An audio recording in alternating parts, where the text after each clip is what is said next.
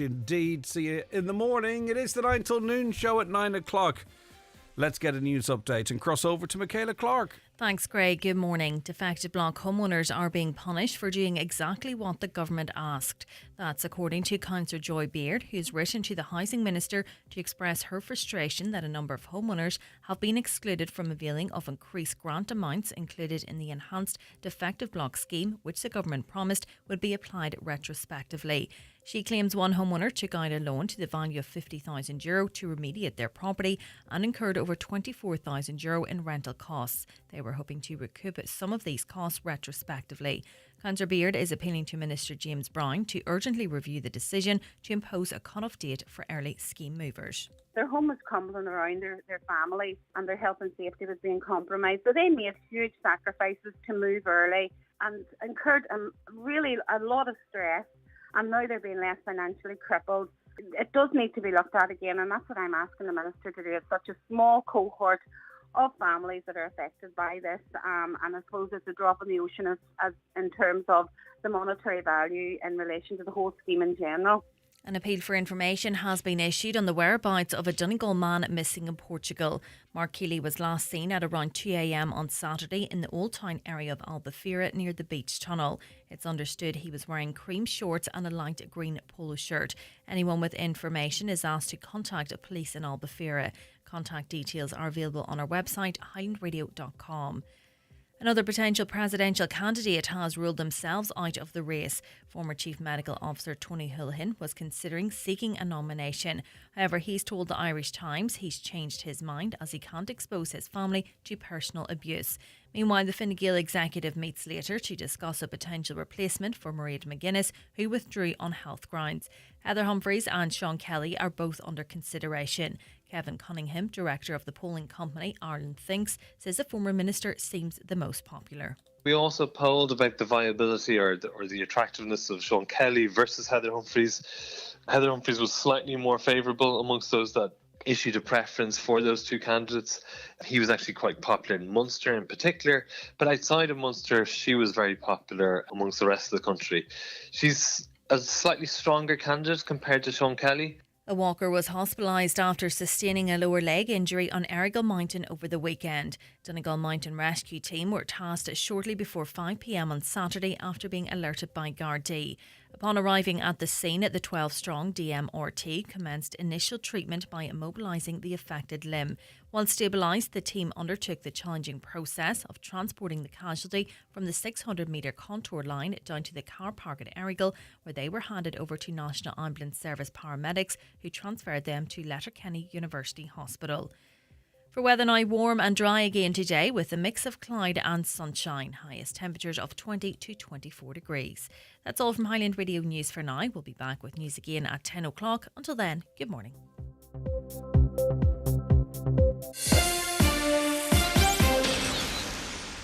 Ladies, always discreet, has something to say. If your bladder leaks or not, always remember to squeeze a day.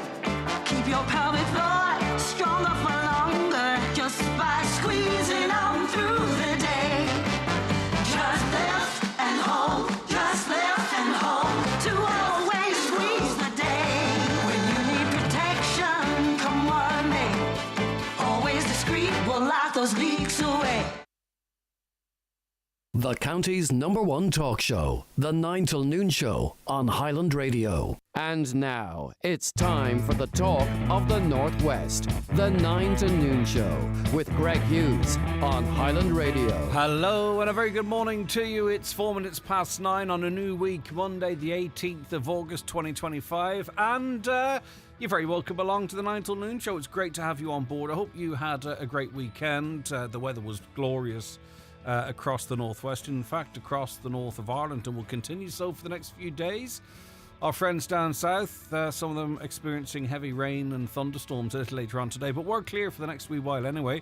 And we hope you stick with us for the next 3 hours in this show throughout the day on your #1 Highland Radio. We've got a great show lined up for you, of course, all the usual mix of analysis of the big news stories, the local issues, your views, and of course a focus on the people of Northwest with some of our features as well. The lines are open 086 60 25,000. That's the WhatsApp and text number 086 60 25,000. You can also call us on 07491 25,000 and email us as well, comments@highlandradio.com. And just an early reminder for you that if it suits you, maybe you're working at home, living at home. Hopefully you're living at home, but you know what I mean. Working in the home or at home. You can watch us on your smart TV or your Fire Stick. We're on the YouTube app, Highland Radio Ireland. And make us a regular feature of your weekday mornings. We're there every single day across your Facebook pages, or we're across your Facebook and our pages. It's a great start to the week, isn't it? And we're also on the X platform as well. Right, so let's look at some of the stories making the front pages and inside the newspapers today. We'll start with the Derry People Donegal News. They have a focus on a Donegal woman living abroad. A Donegal woman has spoken of the terrifying moment she was forced to flee her home in Greece as devastating wildfires swept through the city of Patras last week. Emma Ní Donald, originally from Gweedore, was evacuated in the early hours of Wednesday morning after waking up covered in ash and struggling to breathe due to the thick smoke filling the air. A very traumatic experience and story carried in that paper today.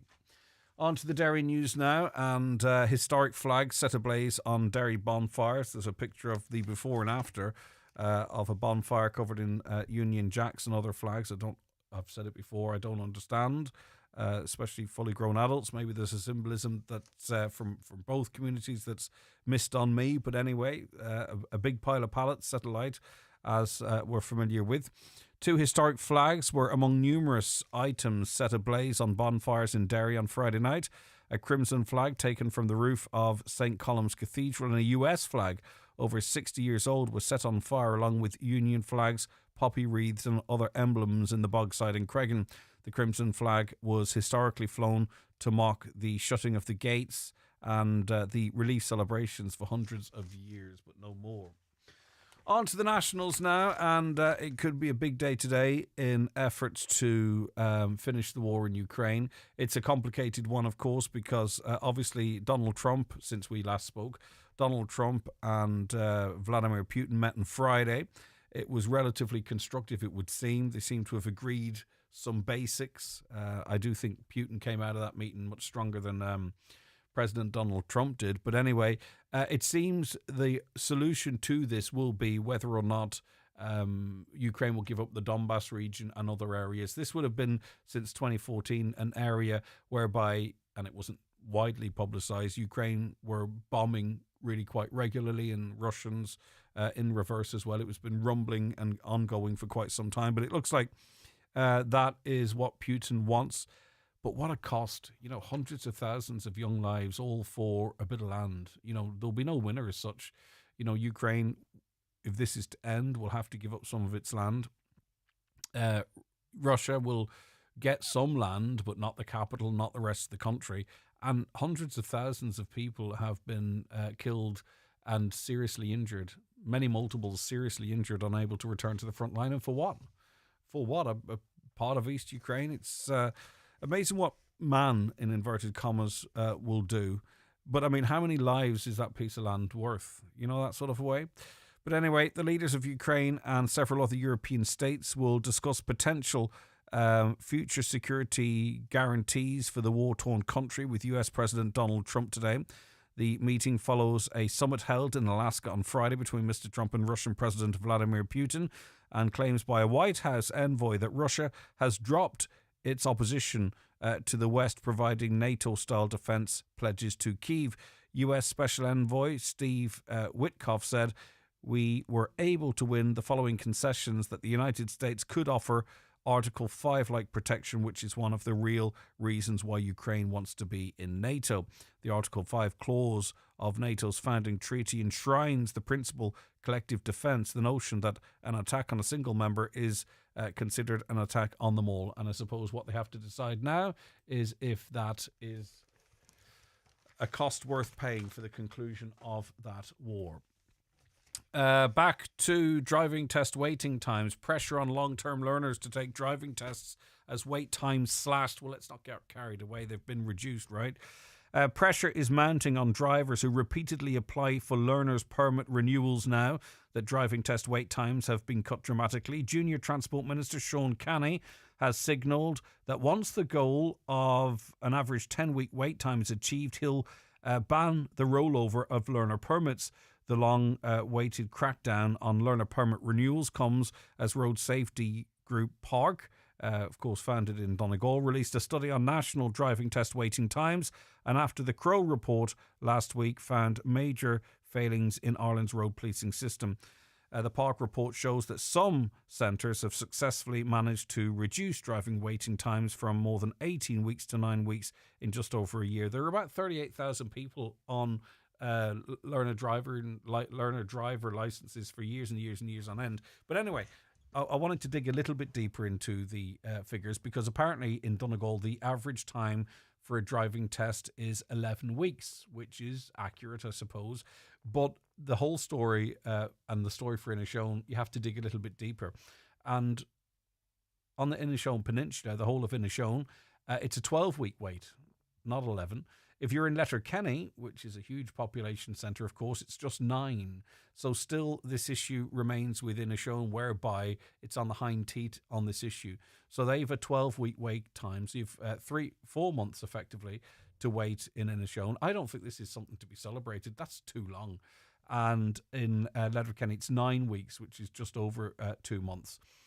So if you look at the averages elsewhere, Sligo 9 weeks, Mayo 12 weeks, Galway 13, Clare 13, Limerick 11, Kerry 11, Cork 15 weeks. So whilst the situation is worse in Inishowen than in Letterkenny, it's not as bad as in other parts of the country as well. So there you go. There is improvements, but I don't think we're there yet in terms of loading it too high.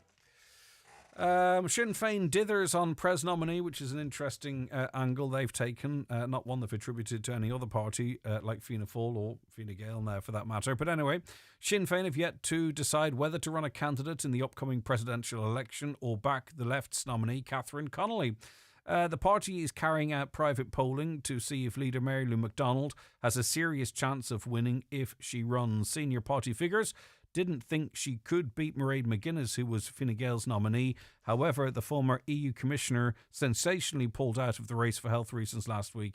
A top Sinn Féin source said her exit has thrown the Aris race wide open.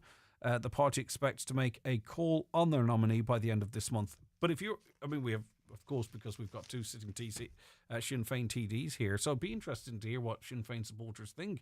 Would you like to see Mary Lou McDonald run for president, or would you like to see the party back Catherine Connolly, or maybe there's another option out there? Let us know. 08660 25,000. It is interesting. I saw polling over the weekend that showed, I think Heather Humphreys, who's most likely to be Fine Gael's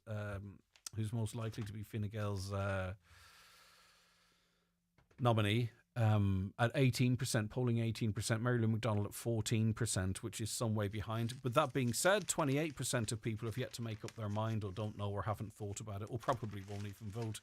It's a big gamble. What do you want to see from that party if you're a supporter? 086 60 25,000. Well, there's also obviously more coverage of what Fine Gael are going to do. It's in this paper. I can't remember where I marked it, so I might skip that over. But effectively, the story is that Sean Kelly might be throwing a spanner in Fine Gael's work, a spanner in the works for Fine Gael, because he is back in, as is Heather Humphreys, and they want him out, so it clears the way. There you go. Okay. Soaring grocery bills blamed on farmers as costs rise by 20%. Always handy to have the farmers there to blame for things, it seems. Soaring food bills are being blamed on farmers as farm gate prices rose by almost a fifth in the past 12 months, while their costs are up by less than 1%. However, the Irish Farmers Association said grocery price hikes are not down to them and are due to the EU reducing the amount of food that can be produced. Latest CSO figures show that the most significant price increases hit cattle, which are up almost 44%, with milk up 12%. But the cost of production for farmers has risen in areas such as fertiliser, which shot up 10% in yesterday's veterinary expenses, up by almost 5%. Listen, the farmers are making more on beef because they're not allowed to produce beef, and their beef is at a premium. I mean, that's a fact. You don't have to be a farmer to see that. The price rises are across the board. You know, you can't tell me that farmers in Ireland are producing pasta, for crying out loud. But anyway, blame the farmers. That's the easiest thing. Wouldn't be surprised if the supermarkets are behind that, because it is they that are making, and this is what it boils down to. They're making record profits. They're making record profits and still increasing their prices. So, you know, blame the producer. It seems a bit lazy to me. Staying with international affairs, and maybe good people in Israel are starting to realise what's happening to their neighbours.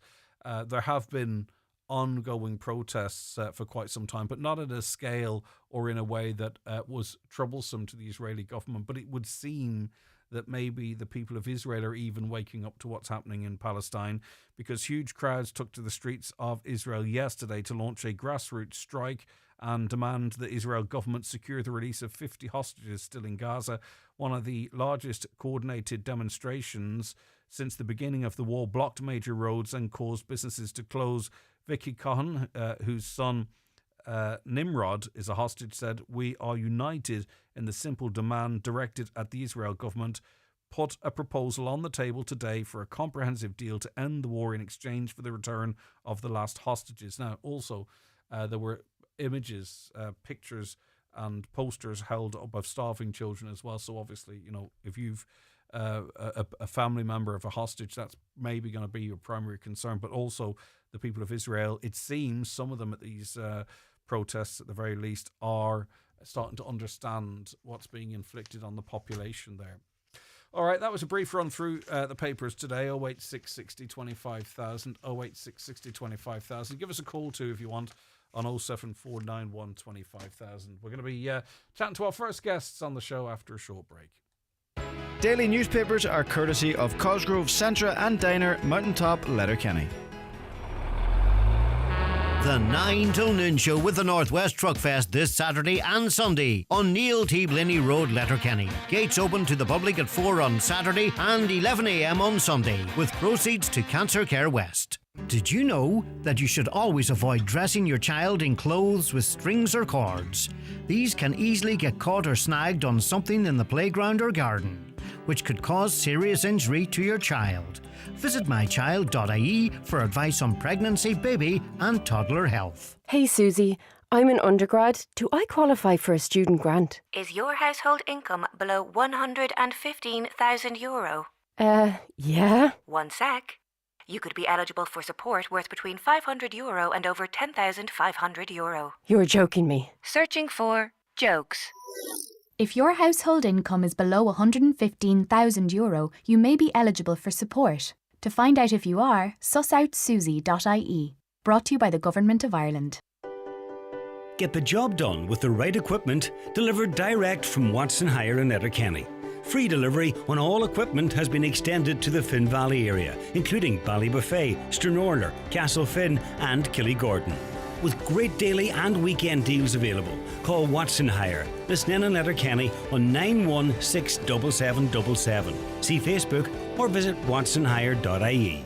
Attention golfers, the rescheduled Ronald McDonald Golf Classic will take place at Dunfanaghy Golf Club on Friday the 22nd of August. Join us and enjoy the crack while raising funds for a worthy charity who help countless Donegal families while their children are required to visit or stay at the Children's Hospital in Dublin. A team of 4 costs €150 and includes food and great prizes on the day. To book, contact Dunfanaghy Golf Club on 07491363335 or visit dunfanaghygolfclub.com. Looking for a family day out this summer? Donegal Mela is back and better than ever. Saturday 23rd of August 1 till 5 p.m. at Angrennan Theatre Plaza, Letterkenny. Live music, dance performances, Bollywood workshops, games, henna art for kids and a colourful mix of food and craft stalls. Free fun for everyone. Organised by Indian Community Centre, Letterkenny, with support from Donegal County Council and Angrennan Theatre. Don't miss it. Donegal Mela, 23rd of August. Highland Radio Time Checks brought to you by EirGrid, the operator and developer of Ireland's electricity grid. EirGrid, powering up communities, powering up Ireland. The time is... The time now is 9:20, and I'm delighted to say good morning to Matthew Clerkin, who is one of 3 young surfers from our draw responsible for saving 3 lives at Tramore Beach near Port New Friday afternoon. Matthew, Dwalta and Turlock, good morning to you guys. Thank you so much for joining us. Good morning. Good morning. So tell us how things unfolded at the weekend. We were just laying out on the beach, and Turla had seen kind of that the waves had picked up, so he was kind of fairly adamant that we should go down to go in for a surf.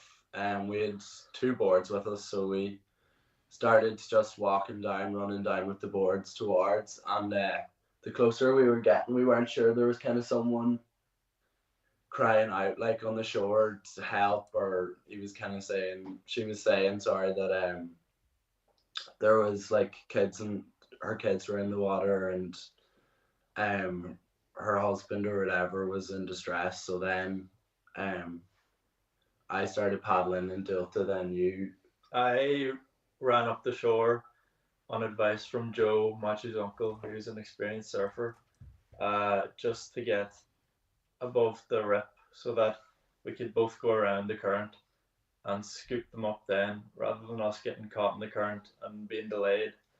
So by the time I got the adult man who was in distress, Matthew was already at the kids on his surfboard. And you were really quick to action. I mean, you're obviously experienced with the water. Were you as calm? Obviously you were calm enough to avoid the rip current yourselves and all that kind of stuff. But in terms of coordinating who went where, it's pretty remarkable that you were so quick thinking and got out there so quick, Matthew. Yeah, it was just kind of like, we knew that they were in trouble, so it was like time was of the essence, I suppose. So you just started paddling as fast and as well as I could out to the kids, and Dilta had got to Brian then in no time as well. We went over then and made the effort kind of. I found it was pure instinct, really. You thought about it subconsciously, but it was more you just acted, you just knew you had to act. So. And Dilta, you got the dad onto your board and took him ashore, is that right? Well, once I got close to him, he put his hands on the side of the board, so I dragged him to the opposite side of the board to keep his head afloat out of the water. And then we kind of just collectively, Matthew and I, who were further out, collectively agreed to try and get everyone to kick their feet to paddle in. And then Turla helped us on the getting into the shore as well, because he didn't have a board, so he couldn't come out as deep. But at that time, when everyone had extended energy, Turlock, your role was critical there as well, just to sort of get people up on dry land. So when Matthew brought in the kids, and then once Dilta kind of brought the man in closer, I helped push the board in, and then all 3 of us kind of helped pull the man into dry sand, where we kind of got him in recovery position, just in case he was had swallowed too much water, or if he needed help. We just got him onto dry land. And did you get the impression, Dilta, that, the energy was spent? I mean, there's a certain amount of time you can keep your head above water, literally. I wonder, or it doesn't feel like they had much time. You got there just when they needed you to be there. Yeah, it was. He wasn't in great shape when we got him energy-wise. He said it to us a few times that he didn't have much left in him. Like, he was very, very drained and very weak. Even what I thought is, once we got into depth for him, that was it, that he could do the rest of the work. Well, not the rest of the work, but give a hand. But he couldn't use any leg strength at all, so we really did need 3 people to get him into the shore. Amazing stuff. And Matthew, what was the kids like when you got out to them? Because you're dealing with 2 people rather than the one, and they're younger as well. Yeah, well, I got out to them, and obviously they were in distress, and one of them were crying or whatever, but they were very brave. Just once I told them, they're all right, they were safe now, and now we must go and get your dad or whatever. Like, I wasn't kind of sure, but yeah, they were very brave. And once we got into any kind of depth that they could stand, they just went in themselves and ran up the beach because they knew that we had to help the man out then. Like, And Turlock, you probably got a better insight into the relief of the mother. I can't imagine what it must be like standing on the beach, feeling helpless, and then you three heroes land. She must have just been beyond. She was very distraught. Yeah, I was lucky we were there. I know a lot of other people came down the beach when they saw the kind of commotion, and I think a few of her family members were also there at the beach, so they were able to come down and comfort her, and like everyone provided a helping hand. Like everyone made sure she was comfortable, whether it was giving her clothes or wrapping her up in a towel, or I know a lot of us went up and grabbed our towels to cover the man when he got up, like, because he would have been freezing from the water. Yeah, everyone provided a hand on that beach. No one stood about doing nothing. Yeah, but I think it's the boards that were critical here, because you were able to get out quickly and, something to grab onto or get on top of and get back into shore. It'd be very hard to have done that rescue without the boards, I would imagine. Yeah, definitely. Absolutely. Yeah, 100%. So the two children were assessed by medics. And they were okay, but as a precaution, the man was airlifted to Letterkenny University Hospital. So that in of itself, the amazing Rescue 118 crew landing and taking off and all, the distress wasn't necessarily over once you got everyone to shore.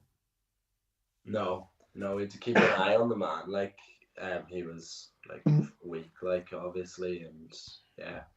And listen, we can all make mistakes, right? And get caught up in the moment, but I think it does serve as a good reminder, doesn't it, lads?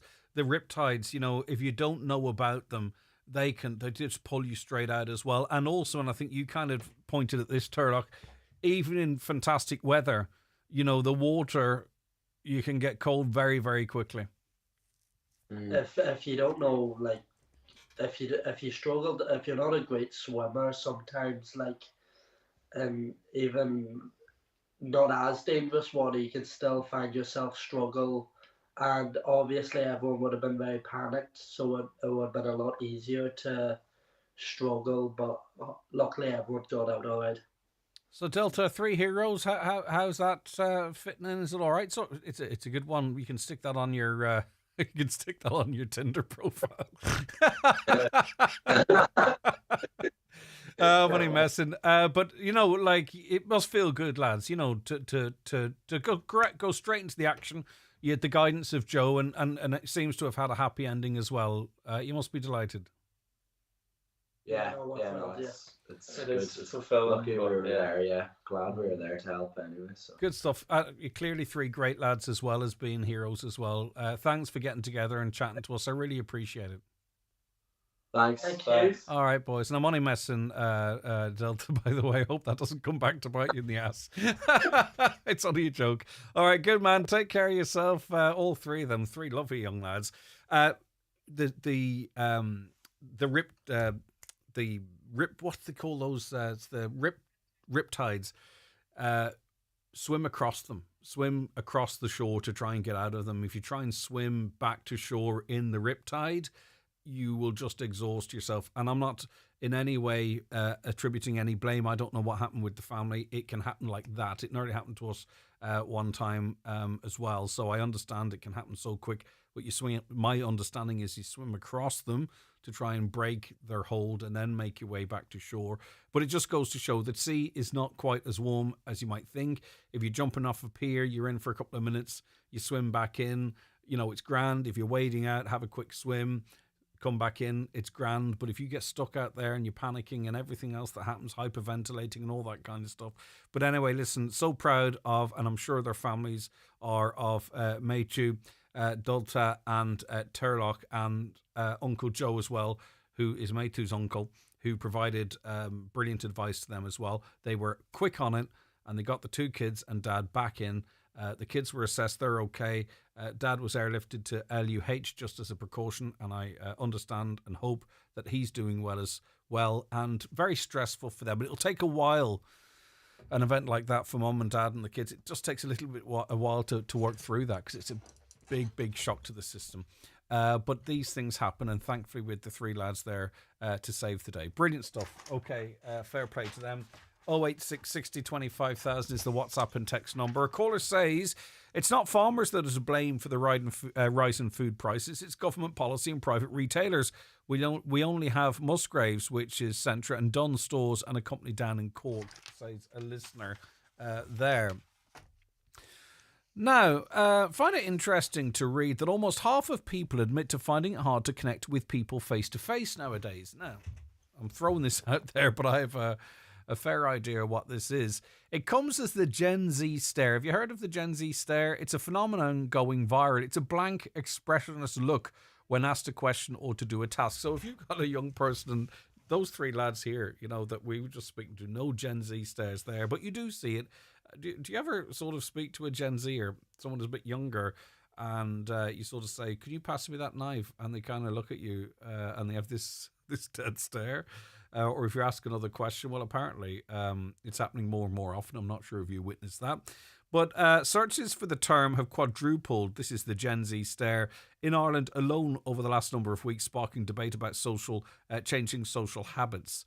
So what is the Gen Z stare? Do you see it? Is it a lack of understanding? Is it a delay in process? Is it, I'm not really interested in what you have to say? Are you familiar with it? Let us know. And I don't think it's a life and death thing, isn't it? I remember when I was a teenager, I had my own little ways of protesting or what was going on in my head. I'm not sure that much has changed, but maybe it has. Let me know. All right, let's take a quick break. Back very shortly here on the 9 till noon show. The 9 till noon show with the Northwest Truck Fest, taking place this Saturday and Sunday on Neil T. Blinny Road, Letterkenny. Enjoy live music both days, family fun, the spectacular truck convoy, and so much more. If you're aged 59 to 70, we will invite you for a free HSE bowel screening home test. Screening can help find signs of bowel cancer early, before any symptoms show, making it easier to treat. I'm losing the will waiting for this delivery. Fancy a Mawam? Ooh, they're so chewy. Yeah, the chew lasts longer than a lecture that starts with, "Back in my day." It lasts longer than a daddy longlegs taking the long route round a giraffe's neck. Longer than a month-long game of ping pong that goes totally wrong and ends up in a right old ding-dong. Longer than King Kong wearing a sarong to sing a folk song about his lifelong love of Hong Kong. Easy for you to say. It really isn't. With Mawam's longer lasting chew, it's easy to choose fun. Chew Mawam. If you're looking to refresh your home, visit Foy's Fabric Department in Letterkenny. We've got ready-made curtains, made-to-measure options, window blinds of every kind, and so much more. From cushions and throws to upholstery fabrics, you can choose from top designer brands and get advice from our experienced interior design team. Style it your way with the Fabric Department at Foy's in Letterkenny. Your specialty is quality tiles, bathroom suites and wooden floors. Who is the best range of tiles in Donegal? Crawford Tiles. The best wood flooring? Crawford Tiles. The best bathroom suites?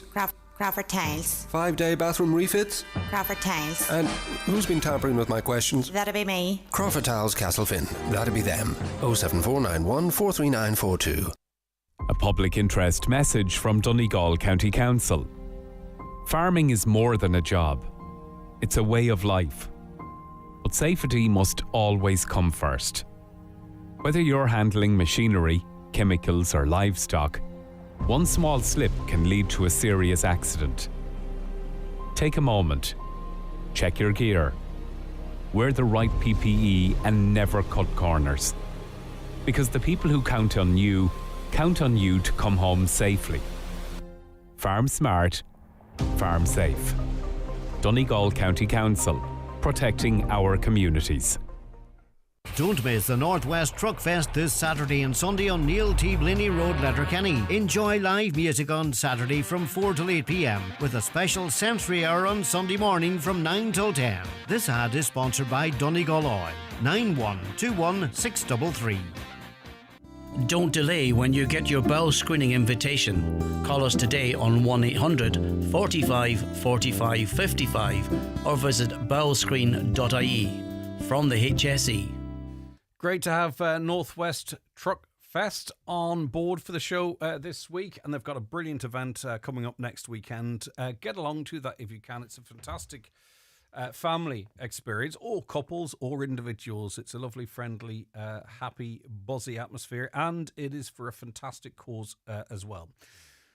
The General Secretary of the Irish Fish Processors and Exporters Association is Brendan Byrne with me now. Hi, Brendan.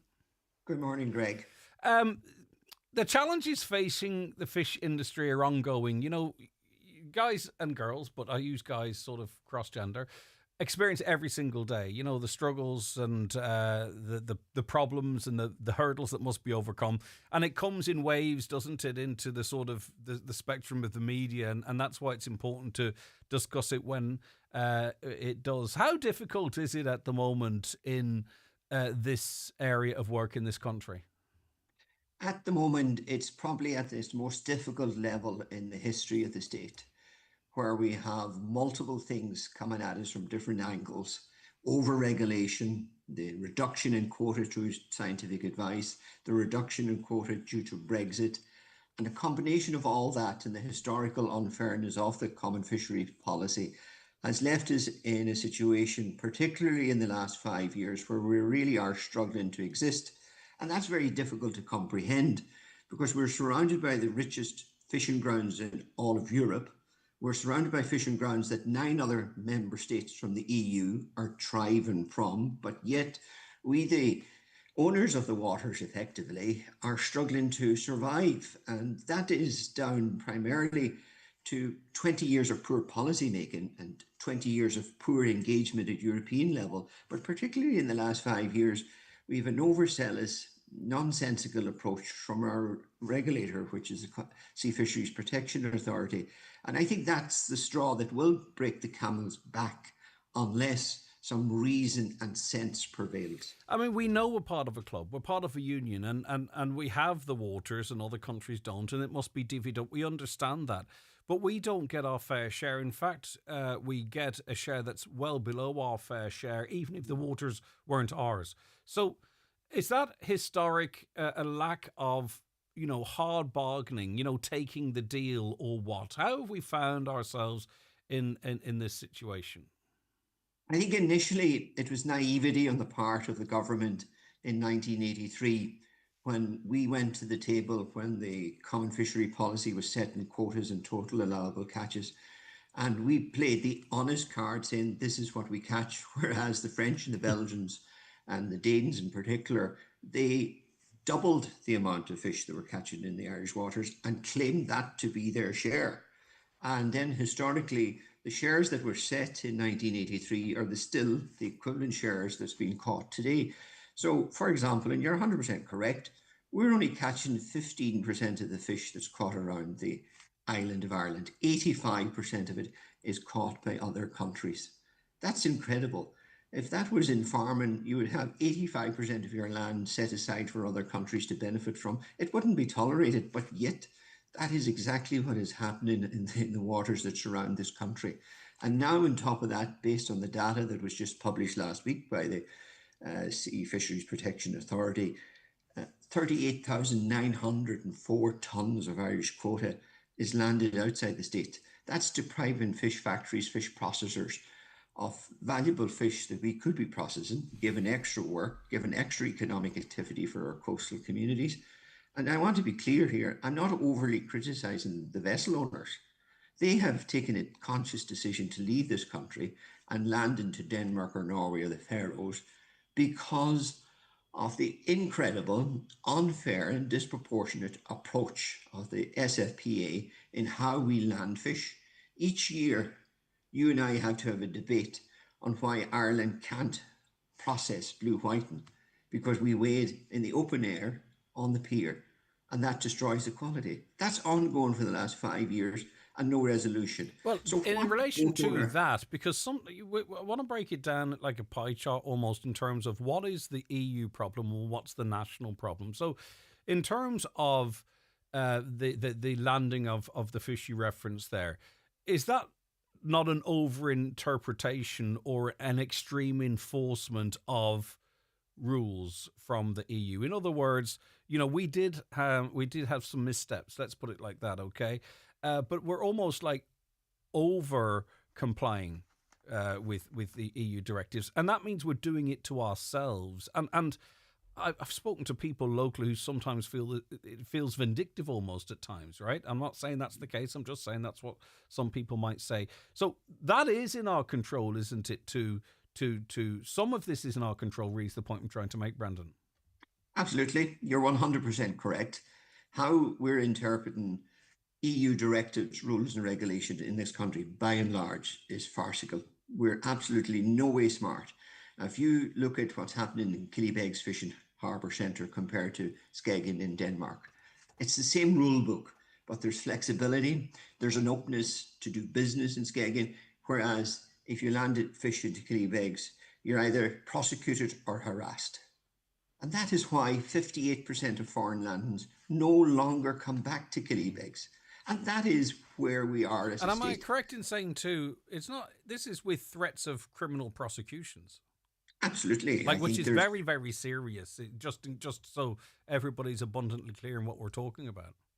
In Ireland, every transgression in fishing is a criminal prosecution. For example, there's over 200 cases before the courts in Donegal.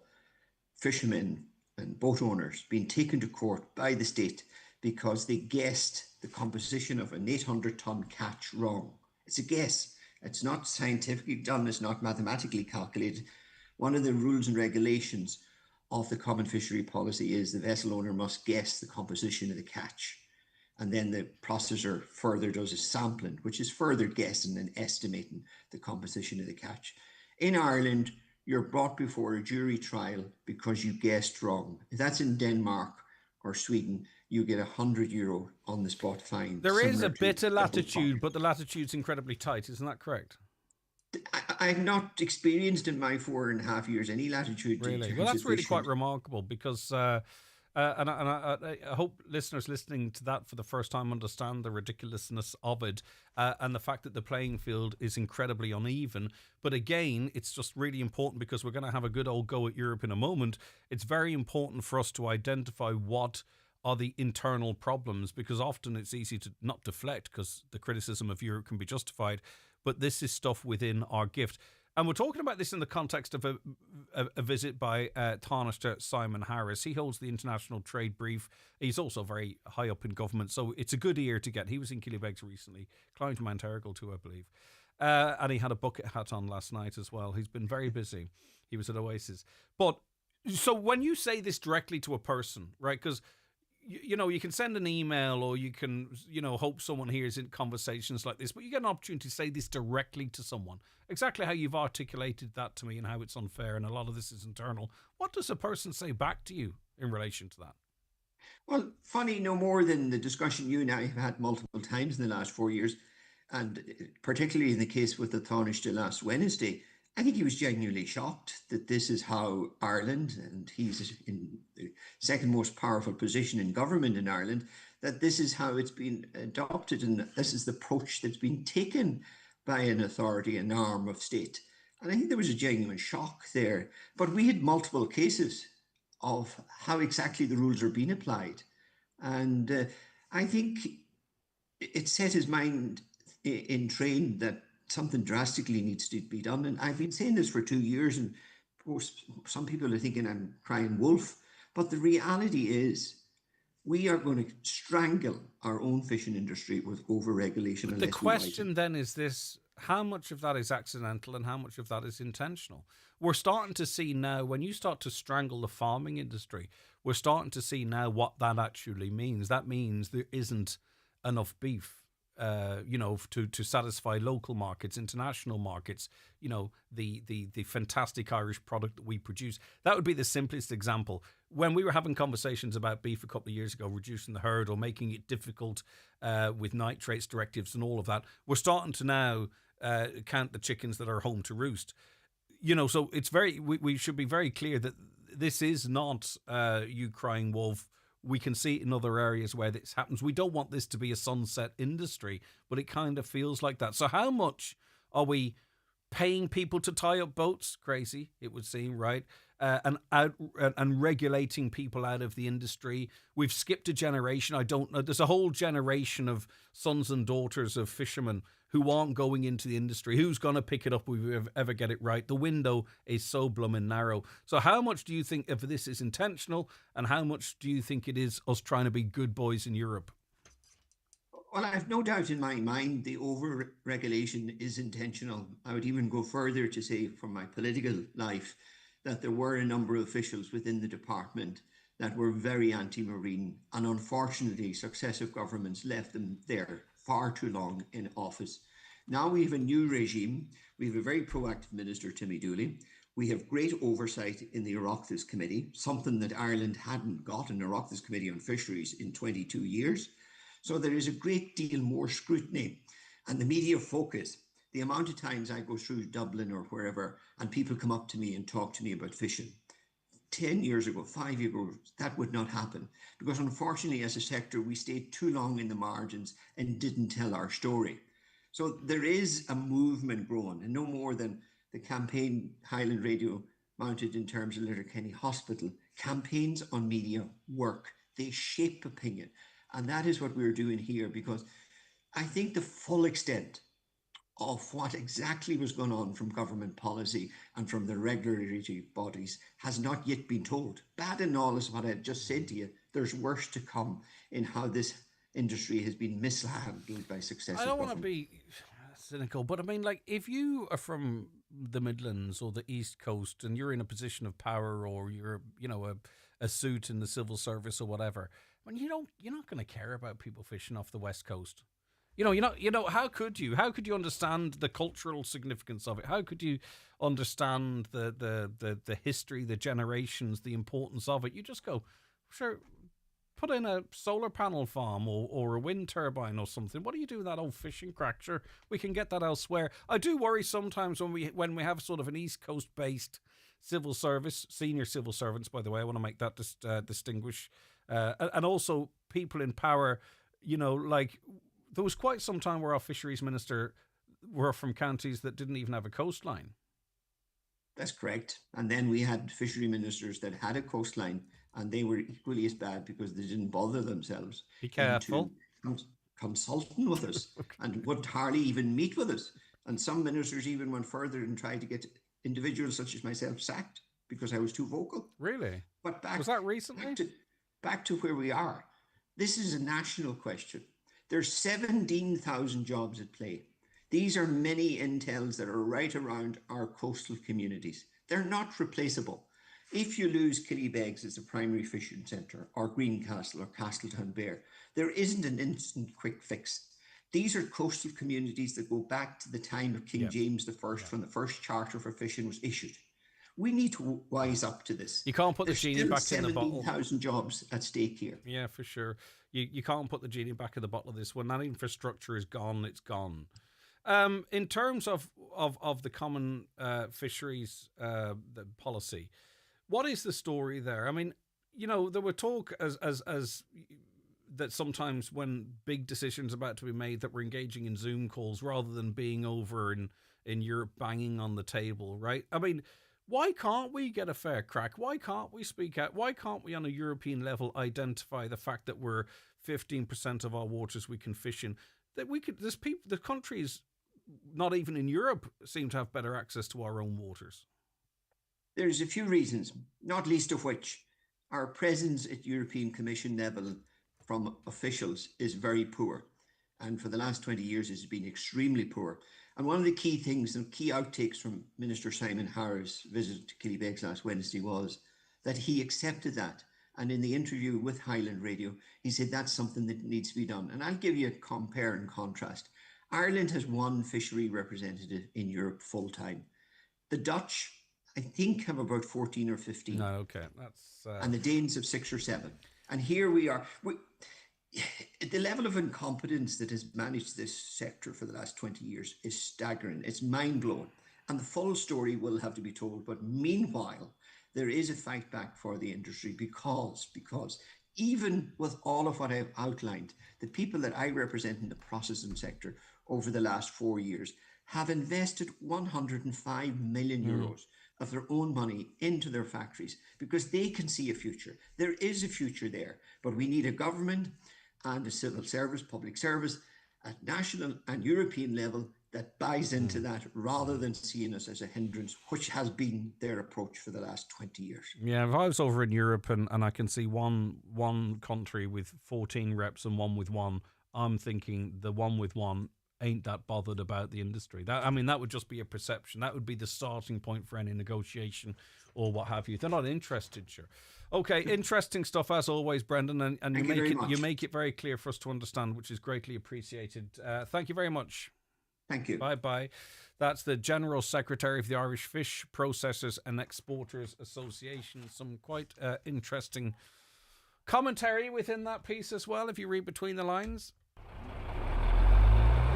The 9 till noon show with the Northwest Truck Fest this Saturday and Sunday on Neil T. Blinny Road, Letterkenny. Gates open to the public at 4 on Saturday and 11 a.m. on Sunday, with proceeds to Cancer Care West. Oakfest 2025 returns to Oakfield Park this September 6th and 7th. 2 days, 2 stages, 1 unforgettable weekend. Enjoy live music, incredible food and drink, and glamping under the stars, all in one of Ireland's most spectacular settings. Saturday, live and original, featuring Wet Wet Wet, Boney M, Racy, and the Whistling Donkeys. Sunday, Legends Reimagined, with tribute performances to the Eagles, Blondie, Springsteen, and more. Tickets are going fast. Get yours now at oakfieldpark.com. McCullough Jewellers in Letterkenny are synonymous with fine jewellery, quality watches and giftware, with stores at Main Street, Letterkenny and the Letterkenny Shopping Centre, or online at ormccullough.com. You can choose from their quality product range in a relaxed atmosphere, and their sales staff will be happy to help you make the right choice, whatever the occasion. McCullough Jewellers, making moments magical for generations. Question: how can you save big time on back-to-school breakfast items? Answer: simple. Just pop into Aldi. There's a whole range of delicious and filling breakfast items to choose from. Like original Irish porridge oats for $1.19 and pure squeezy honey for just $1.69. Plus, our Gronias pancakes are just $1.19. Full marks, Aldi. Good food, good mood. From Aldi, while stocks last.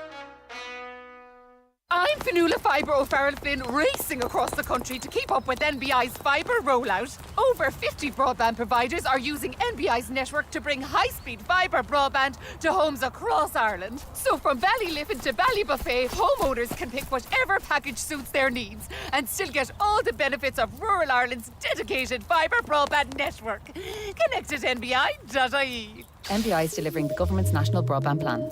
Another connection. Oh, I knew I shouldn't have worn heels. Highland Radio weather updates with Michael Honeys. Get back to school sorted with all the essentials from school jumpers to shoes. Visit our kidswear department in store or shop online at michaelhoneys.com today.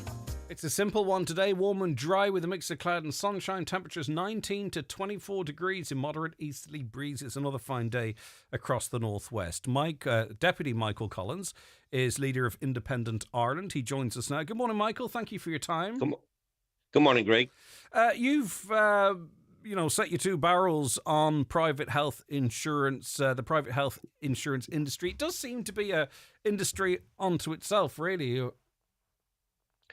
It certainly does, and I raised a number of questions because over the weekend, one of the companies announced a 4.5% increase in private health insurance, which again hits the ordinary middle-income families, and hits them hard in a time that's difficult, with cost of living crisis that's out there. And I've called and I've written to the Health Insurance Authority to call into question all about the structures of health insurance in Ireland. I've also written to the Minister for Health to step in here, not to allow this increase until the HIA, the Health Insurance Authority, come back and explain to the people of Ireland why is, first of all, health insurance gone sky high, through the roof. A number of years ago, if you had health insurance, you had 3 or 4 plans and you paid for that. Now you have about 20 plans and each plan is costing money. So they're individualising each and every plan that they're rolling out there. Also, we had a situation where people, if you had private health insurance, you were paying huge fees, and understandably, you'd get seen to straight away. Now, some people are waiting for a consultation for up to 12 months. I had a case last weekend with somebody that it's almost certain they have a cancer issue to deal with, and it was a crisis situation, and they were told by their private health insurance after contacting the hospital that they won't get seen after for at least a consultation until about 6 months, and they can't wait for 6 months. It's a frightening experience for them. And also, another case recently, and I'm getting quite a lot of different cases coming into me. The health insurance company are saying they're covering their patients with comprehensive cancer cover. I had a patient with stage 4 cancer that when he went, and he was paying a huge amount of money every year, and he was quite happy to do that because he thought he had comprehensive cancer cover. But when he went and when he had stage 4 cancer, when he was told the treatment he was to be treated with, and he went back to his insurance company, he said, "You have comprehensive cover, but we don't cover that type of cover." So, there is a lot of issues here. I think you managed to get them to honour that policy in the end, didn't you? You raised it in the Dáil, so you sorted it out for that man. I did, but that's unfortunately how many people haven't been sorted out or didn't go take up the same route as this family travelled, and I literally had to drag the company through the gutter to do that, and that's not the right way, because the thing about it too, Michael, if you're driving a car, Greg, and your car is comprehensively covered, you assume that if you have an accident, you're fully covered. But in this situation, you're not. And just briefly, it's often we think about its new entrance to the market. Like myself, I don't have health insurance. So say, for instance, I went to look for it and it's too expensive and I can't get it. But I really think more about those that have it, and it's the one bill they have to pay because there could be someone in the house with an illness or an ongoing issue, and it's a bill that they have to meet, and they have to absorb every increase. And it's a terrible pressure put on families, probably dealing with someone who's sick in the household, but also probably, not having the money to meet these costs. Like, that's not really right, is it? It's not fair, and this is where it's time now for the minister to intervene here, because it looks like the regulatory body are not going to intervene here. They're quite happy and quite accepting that the insurance goes up. But the biggest issue here is that, as I said, only a few years ago, they had 3 or 4 plans, but they've now, cleverly enough, the companies have broken into 20 plans, and they're putting a costing onto every plan. So they're legitimately selling it out there as they think is legitimate, but in fairness to the general public out there, they're not getting a proper service anymore. Number one, they're paying huge fees. Some people, are trying to start off with health insurance, and it's commendable that they are. But I think that the government needs to put a bit more confidence in the market, and I think they should hold off on any increase until this confidence is returned to the market, to the private health insurance, and it's not there at this present time anyhow. All right, Michael. Listen, thanks very much for your time. I do appreciate it. Deputy Michael Collins, there, leader of Independent Ireland. We'll be back after the news and obituary notices. The 9 till noon show with the Northwest Truck Fest, taking place this Saturday and Sunday on Neil T. Blinley Road, Letterkenny. Enjoy live music both days, family fun, the spectacular truck convoy, and so much more. New this week in Home Store and More. All home office desks and chairs are all half price, but better hurry, because when all our half price home office desks and chairs are gone, they're gone. Also, all toilet seats are still all 33% off, and all pet beds, toys and accessories are still all half price. But when all the 33% off toilet seats and all the half-price pet beds, toys and accessories are gone, they're definitely gone. Drop by your local Home Store and More. Visit us online at homestoreandmore.ie. Home Store and More. A happy home. The acclaimed play 3 Hail Marys on Grainon, Letterkenny, Friday, September 5th and Saturday 6th. See on grainon.com. Selling fast. Granny, did you hear what I said? If you've been saying, "What was that?" a bit more lately, it might be time to have your hearing checked. At Connect Hearing, we don't just fit hearing aids, we help you hear life again. From tiny in-the-ear styles to Bluetooth connected devices, we fit the best solution for you. Call 074 911 3296. Connect Hearing, connecting you to life. McGowan Hearing, your audiologist experts now in Letterkenny, Buncrana and Carndonagh. Book your free hearing aid consultation in our clinic or your home across the northwest and beyond with Darren McGowan on 07191 00208. Enjoy family fun this Sunday at the Northwest Truck Fest on Neil T. Blinley Road, Letterkenny. There's live music, trophy presentations and a truck convoy through Letterkenny Main Street at 5. This ad is sponsored by Cranford Store, 9155633. Would you like a holiday? How does a new car sound? Or pay off those bills? Well, get ready for Highland Radio's Mega Summer Draw and your chance to win big. We're giving away €2,500 cash every Friday from August 15th to September 5th. And on the 5th of September, one lucky winner will take home a whopping €10,000 live on the 9 till noon show. So that's 5 chances to win big. Tickets are just €15 or get 5 tickets for €50. Head to highlandradio.com and enter our Mega Summer Cash Draw now. Don't miss your chance to make this summer unforgettable. Only with Highland Radio. Live, on air, online and on the Highland Radio app. This is Highland Radio News. Good morning, I'm Michaela Clark with the news at 10 o'clock. A group of young surfers who rescued 3 people who got into difficulty in the water in Portneuf over the weekend say instinct kicked in. Machu, Dalta and Turlock from Ardra sprang into action when they heard a woman crying for help on the shore. It emerged her 2 children and husband had gotten into difficulty when swimming at Tramore Beach. The men used their body boards and managed to bring all 3 safely to shore. The boys told today's 9 till noon show that they knew time was of the essence. We knew that they were in trouble, so it was like time was of the essence, I suppose. So you just started paddling as fast and as well as I could out to the kids, and Dalta had got to Brian then in no time as well. We went over then and made the effort I found it was pure instinct, really. You thought about it subconsciously, but it was more you just acted, You just knew you had to act. Defective block homeowners are being punished for doing exactly what the government asked. That's according to Councillor Joy Beard, who has written to the Housing Minister to express her frustration that a number of homeowners have been excluded from availing of increased grant amounts included in the enhanced defective block scheme, which the government promised it would be applied retrospectively. She claims one homeowner took out a loan to the value of €50,000 to remediate their property and incurred over €24,000 in rental costs. They were hoping to recoup some of those retrospectively. Councillor Beard is appealing to Minister James Brown to urgently review the decision to impose a cut-off date for early movers. Their home was crumbling around their families and their health and safety was being compromised. So they made huge sacrifices to move early and incurred really a lot of stress. And now they're being less financially crippled. It does need to be looked at again, and that's what I'm asking the Minister to do. It's such a small cohort of families that are affected by this, and I suppose it's a drop in the ocean as in terms of the monetary value in relation to the whole scheme in general. An appeal for information has been issued in connection with the whereabouts of a Donegal man missing in Portugal. Mark Keeley was last seen at around 2 a.m. on Saturday in the Old Town area of Albufeira near the beach tunnel. It's understood he was wearing cream shorts and a light green polo shirt. Anyone with information is asked to contact police in Albufeira. Contact details are available on our website highlandradio.com. European leaders are travelling to Washington with Ukraine's President Volodymyr Zelensky, hoping to secure firm security guarantees from the United States. Those heading to the White House include Keir Starmer, Emmanuel Macron, Friedrich Merz and Donald Trump's promising big progress after his meeting with Vladimir Putin, but allies say any deal must protect Ukraine's sovereignty.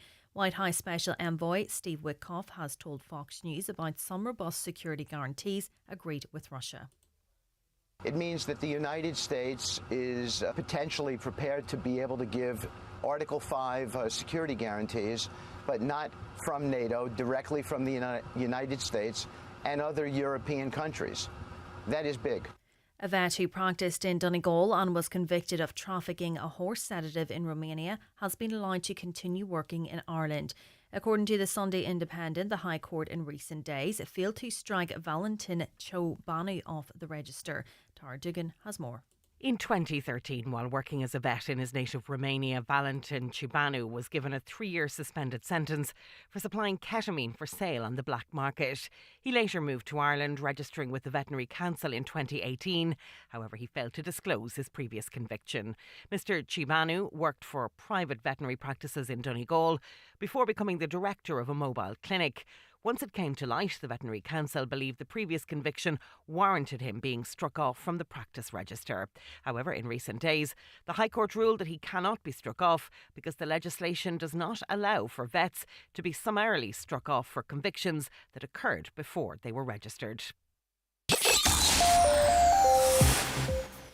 Weather now warm and dry again today with a mix of cloud and sunshine. Highest temperatures of 20 to 24 degrees. That's all from Highland Radio News for now. We'll be back with an update again at 11 o'clock. Until then, you can keep up to date with the latest local news on our website at highlandradio.com. Good morning. The obituary notice says for this Monday morning, August the 18th. The death has taken place of Margaret Flood, née Caldwell, The Rock, Ballyshannon, County Donegal and formerly of Donegal Town, reposing at her late residence today and tomorrow from 2 o'clock until 8 o'clock. Funeral to arrive at St Joseph's Church, The Rock, Ballyshannon on Wednesday morning for Mass of the Resurrection at 11 o'clock, with service of cremation in Lakelands Crematorium, Dublin Road, Cavan at 4 o'clock. Donations, if so desired, in lieu of flowers to Shout Oncology Unit at Sligo University Hospital, Patrick McKenna, funeral directors or any family member. Strictly private outside of reposing times. The death has taken place of Maisie Conahan, née O'Donnell, Whitehill, Churchill. Maisie's remains are reposing at the residence of her daughter Philomena, 33 Glencar Park, Letterkenny. Funeral from there tomorrow morning for Requiem Mass in St Columkille's Church, Glendowan at 11 o'clock, followed by interment in Garton Cemetery. Family time from 10 o'clock until 12 noon and on the morning of the funeral. Funeral Mass can be viewed on churchservices.tv. The death has occurred of Dorothy McElhinney, née McDade, formerly of Dr McGinley Villas, and 18 Windmill View, Letterkenny, reposing at her daughter Siobhan's residence at 4 Garton Avenue, Iona Road, Letterkenny. Funeral Mass tomorrow morning at 11 o'clock in St Eunan's Cathedral, Letterkenny, with burial afterwards in Lex Cemetery in the family plot. Funeral Mass can be viewed at churchservices.tv. The death has taken place of Mary Teresa Mimi McLaughlin, née Caterson, Drumnahaw, Castlefin, and formerly of Owen Ray Drive, Strabane, reposing at her daughter Katrina's home, Drumnahaw, Castlefin, today from 12 noon. Fiona leaving her daughter's home on Wednesday morning at 11:15 for Requiem Mass in St Columba's Church, Donegalub at 12 noon, interment afterwards in the adjoining cemetery. The Requiem Mass can be viewed live via Donegalub Chapel YouTube channel. The death has occurred of Bridie Kernan, née Dawson, Newton Cunningham, and formerly of Mount Southwell, Letterkenny, County Donegal. Bridie's remains will repose at the family home until removal to All Saints Church, Newton Cunningham, for Requiem Mass at 12 noon tomorrow. House private to family only at the request of the deceased. The Requiem Mass can be viewed online at churchservices.tv. And the death has occurred of Kay Malloy, Milltown, Burtonport. Kay's remains are reposing at her home. The house is strictly private to family only. Funeral Mass tomorrow morning at 11 o'clock in St Columba's Church Acres, with interment in Mahary Cemetery. Family flowers only, donations in lieu if desired to the Kidney Association of Ireland and the Irish Cancer Society. For family information and more details regarding wakes and funerals, please go to highlandradio.com. Highland Radio. Aldi's back-to-school lunches get 10 out of 10 for value. There's a whole range of tasty things to choose from, including bake-at-home white rolls, 4 for 95 cents, wafer-thin ham at the wafer-thin price of just $1.49, and 100% fruit kids smoothies, $2.49. Tell you what, someone's done their homework. Good food, good mood. From Aldi, while stocks last. Welcome back. We're into the second hour of this Monday's 9 till noon show. Thank you very much for your company. It's greatly appreciated. And your calls and comments.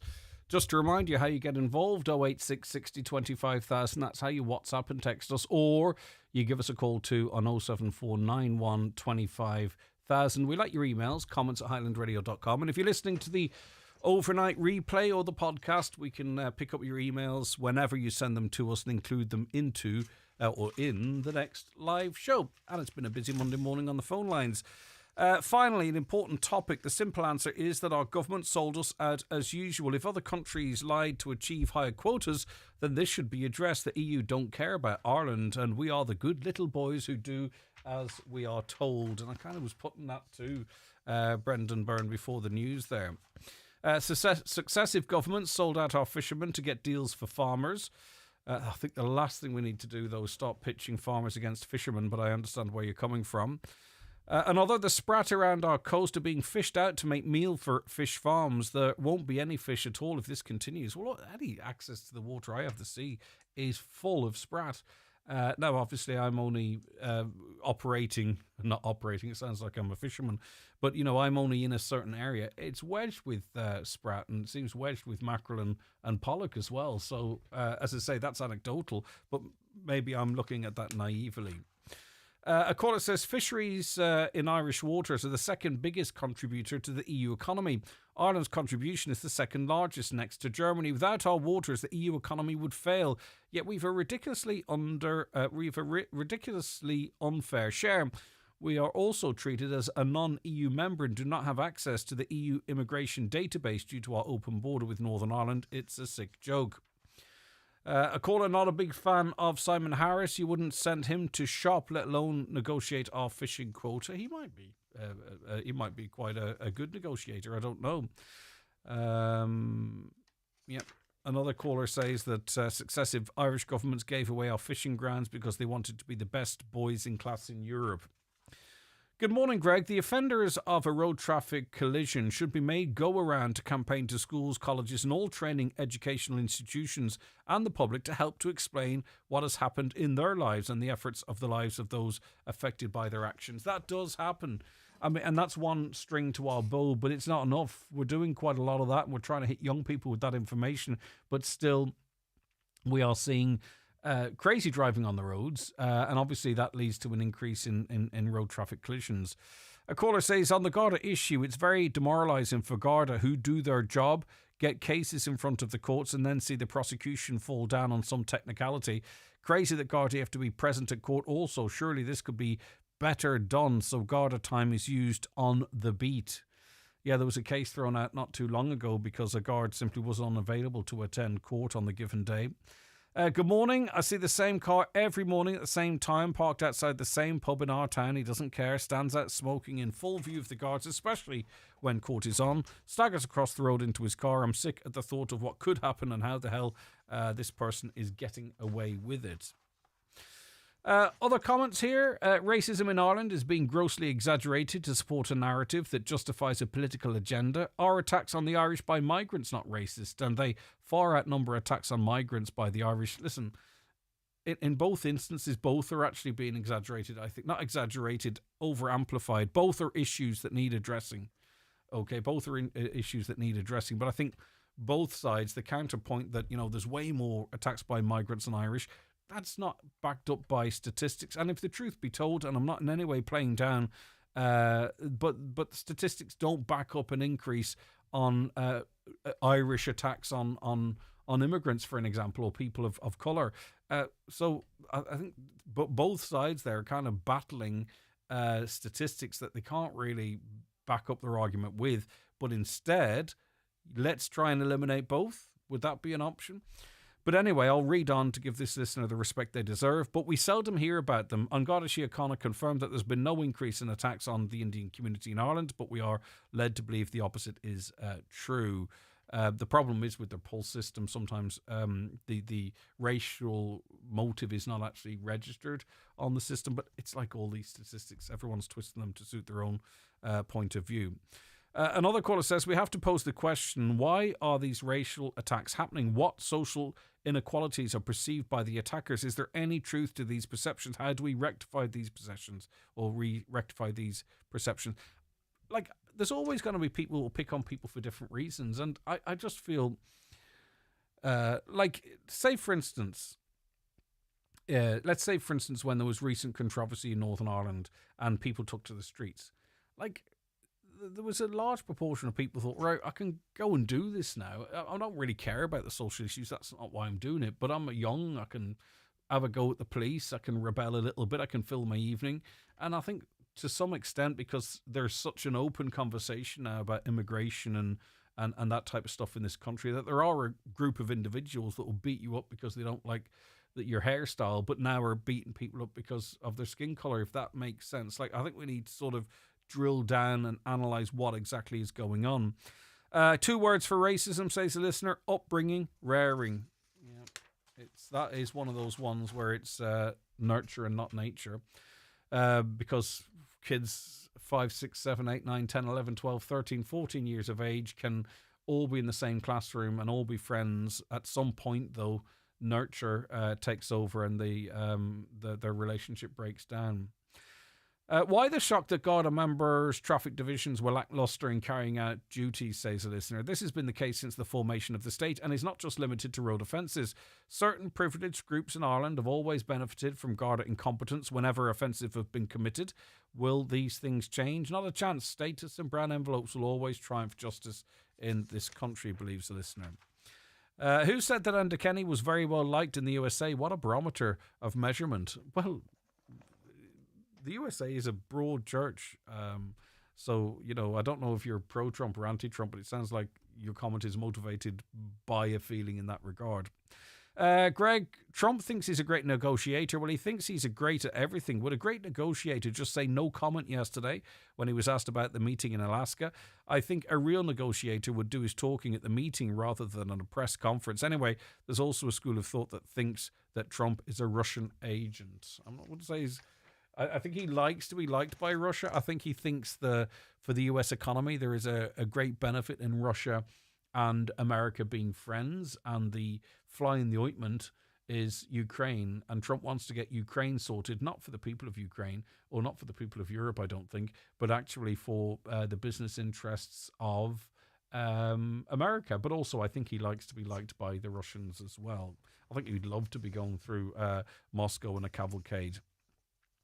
I read in the paper that when the farmer comes to pension age, he won't get subsidies on the farm. Is this true? Well, I don't know. Let's put it out there. If you hit the pension age, do your subsidies stop? A caller says, I'd have Conor McGregor for president before I'd have Bertie Ahern, and that's saying something. I can't believe a man who broke this country and regarded it as a personal financial playground for himself is at 15%. Now, let me see. Well done to those amazing young lads. Weren't they fantastic too? I'm sure their families are so proud, but why wouldn't you be? 3 brilliant young strong men, so articulate as well, sitting there doing a radio interview. They couldn't see me actually because of a quirk of the way we communicated with them, but they sat there so articulate, passing the story amongst themselves. Really, really, we are all proud of them because they're all our boys, if you know what I mean, but their families particularly should be. Is Heather Humphrey up to being president? Remember her words, politicians are human too. We give all we can for as long as we can, but time catches up on us all. As I get older, my health and energy levels are not what they were, and I know going forward that I would not be able to give the job the time and commitment it deserves. Will the media report this? Well, we're the media, we just have. She changed her mind. Now, where is her consistency? Sadly, she may get elected to continue the 100-year plus rule by Fine Gael Fianna Fáil monopoly of incompetency and exploitation of the ordinary man and woman. Let's not overstate the role of president. Would she make a good president for shaking the hands of the football players before the All-Ireland final, or, welcoming Bonnie Prince Charles to Ireland, or whatever it might be? That's what she has to do. She doesn't have to work hard. I think really, though her words could catch her out there, it's a good quote that you picked up on, and thanks for sharing it with us. Dolores on Facebook says she'd prefer if Sinn Féin would back Catherine Connolly in their view. Thank you for that. Anthony is watching from Donegal Horizons. Hello. We were down with you not so long ago. Hope everyone is good there. Beth, Audrey and Hillary all watching on Facebook as well. 086 60 25,000 if you want to text or comment on our stream. I want to do a few requests as we do around about this time for those of you celebrating a special event. Could you do a shout out to the councilman on the Gap on Friday who helped a damsel in distress get to work? He let me and others follow him through Frosses when the Gap was closed. Hi, please wish Jim and Anne O'Brien Raffo a very happy 60th wedding anniversary from her granddaughter Amanda and Daryl, great-grandchildren Alec, Archie and Maisie. A shout out to Auntie Abby, who's home from Clare, and to Granny and Granda Coyle in Tara Court from Billy in Ramelton. Another one on that. And last one for now.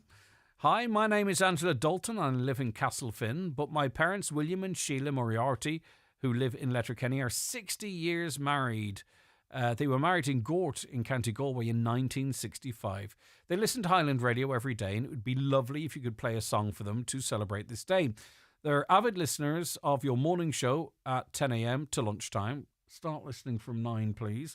They were a fantastic jiving couple going to dances every Saturday and love music. Dad can still give a fantastic rendition of Spancel Hill, while Mum's tune was the Galway Show. Wishing them a very happy 60th wedding anniversary from their daughter Angela, son-in-law Mick, grandson Aaron 5, and daughter-in-law Anna, Connor and Nicole, Rory and Amy, Kieran and Megan and Daniel, son Liam Moriarty in Letterkenny, daughter-in-law Louise, and granddaughters Alana and Katie. I hope you can play a song for them. They'd love it, as Mum Sheila only got out of Letterkenny Hospital last Monday. Thank you for your cooperation on this. Thanks, Angela. Well, they're regular listeners and they know that we don't get a chance to play music on this show ordinarily. So we'll get some music on for them to have a wee jive to, maybe, if they're up to it a little later on. But for now, all I can do is pass on my heartiest congratulations. 60 years together. Fantastic. And what a family you have. We read out their names there. Brilliant stuff. The county's #1 talk show, the 9 till noon show on Highland Radio. It's time for Vision Ireland Bingo on Highland Radio. It's Monday the 18th of August. You're playing on the green sheet for the daily prize of €600. The reference number is S6. It's game number 34. The numbers are 89, 88, 42, 11, 39, 60, 90, 21, 22, and finally 18. Phone your claim to 91048333 before midnight, leaving your name, contact number and the name of the shop where you purchased your book, and we'll call you back the next working day. Get all your Vision Ireland bingo information at highlandradio.com. Hey Susie, I'm an undergrad. Do I qualify for a student grant? Is your household income below €115,000? Yeah. One sec. You could be eligible for support worth between €500 and over €10,500. You're joking me. Searching for jokes. If your household income is below €115,000, you may be eligible for support. To find out if you are, sussoutssusie.ie. Brought to you by the Government of Ireland. Make the most of the last weeks of summer at Century Complex. Enjoy blockbuster movies, indoor soft play, thrilling crazy golf and delicious family meals all under one roof. Rain or shine, there's fun for everyone this August. Century Complex, perfect for keeping the kids entertained whatever the weather. Visit centurycinemas.ie for more information. Virgin Media Broadband is smooth. How smooth, you ask? Well, imagine you're a big old walrus, and rather than lumbering around a glacier avoiding polar bears, you're on a lake, driving a speedboat. 3,000 kilos of mollusk-munching magnificence, feeling the wind in your whiskers and the sun on your big blubbery face. That's the kind of smoothness you feel with 99.9% broadband reliability. Available nationwide. Virgin Media. It's playtime. Subject to location and availability. T's and C's apply. For broadband reliability, see virginmedia.ie/proof. The 9 till noon show with the Northwest Truck Fest this Saturday and Sunday on Neil T. Blinny Road, Letterkenny. Gates open to the public at 4 on Saturday and 11 a.m. on Sunday, with proceeds to Cancer Care West.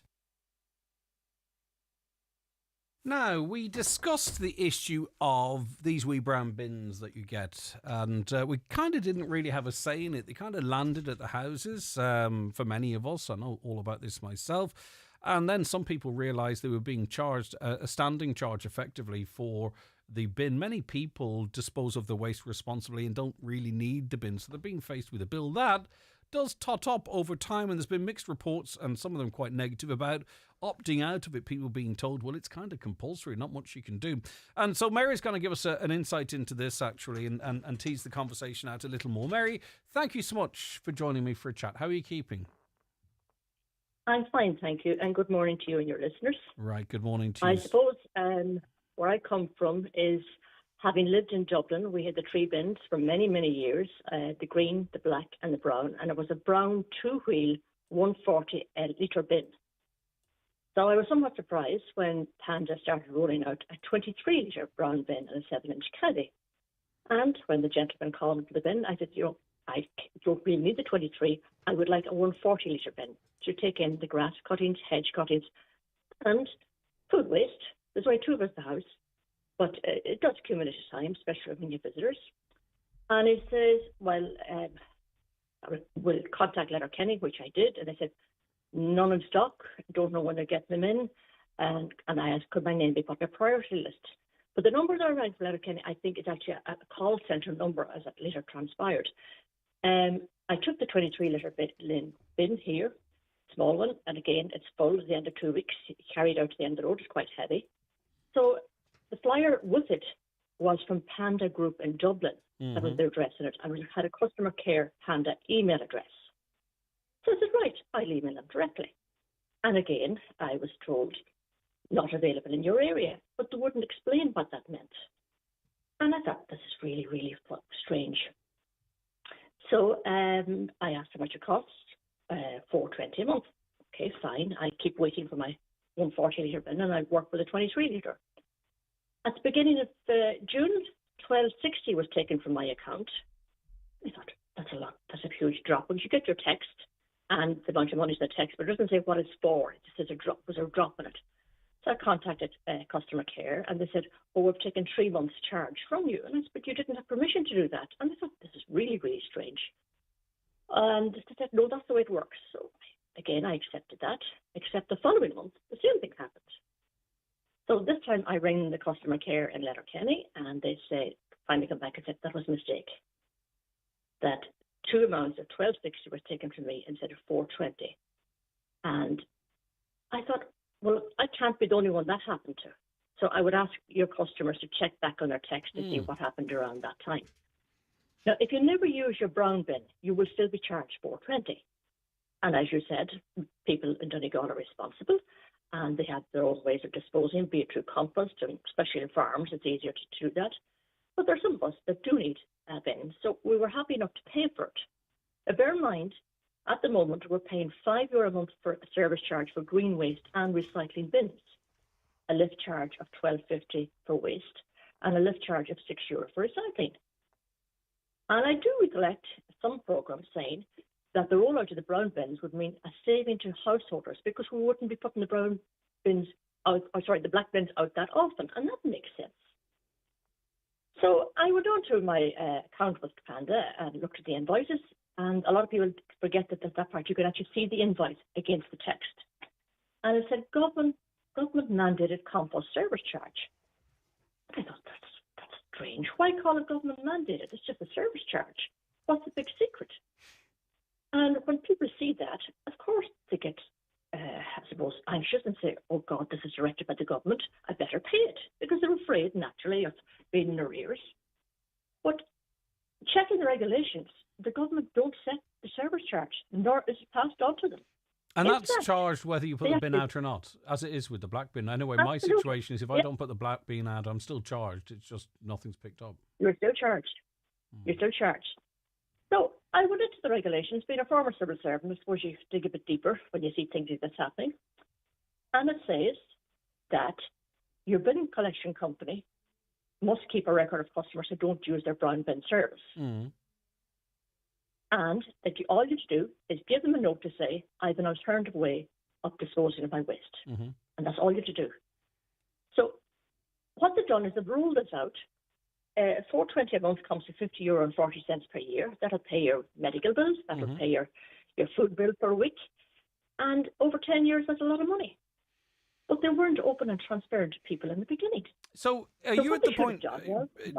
Is your situation that the 23 litre bin is so small it's not worth the money? So are you looking to cancel it, or are you continuing to use it because you need the bigger bin because that matches your needs better?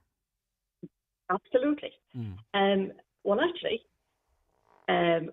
by default, when I was on holidays, another small 23 litre bin was delivered here, and I didn't know who it belonged to because there's a microchip in all the bins.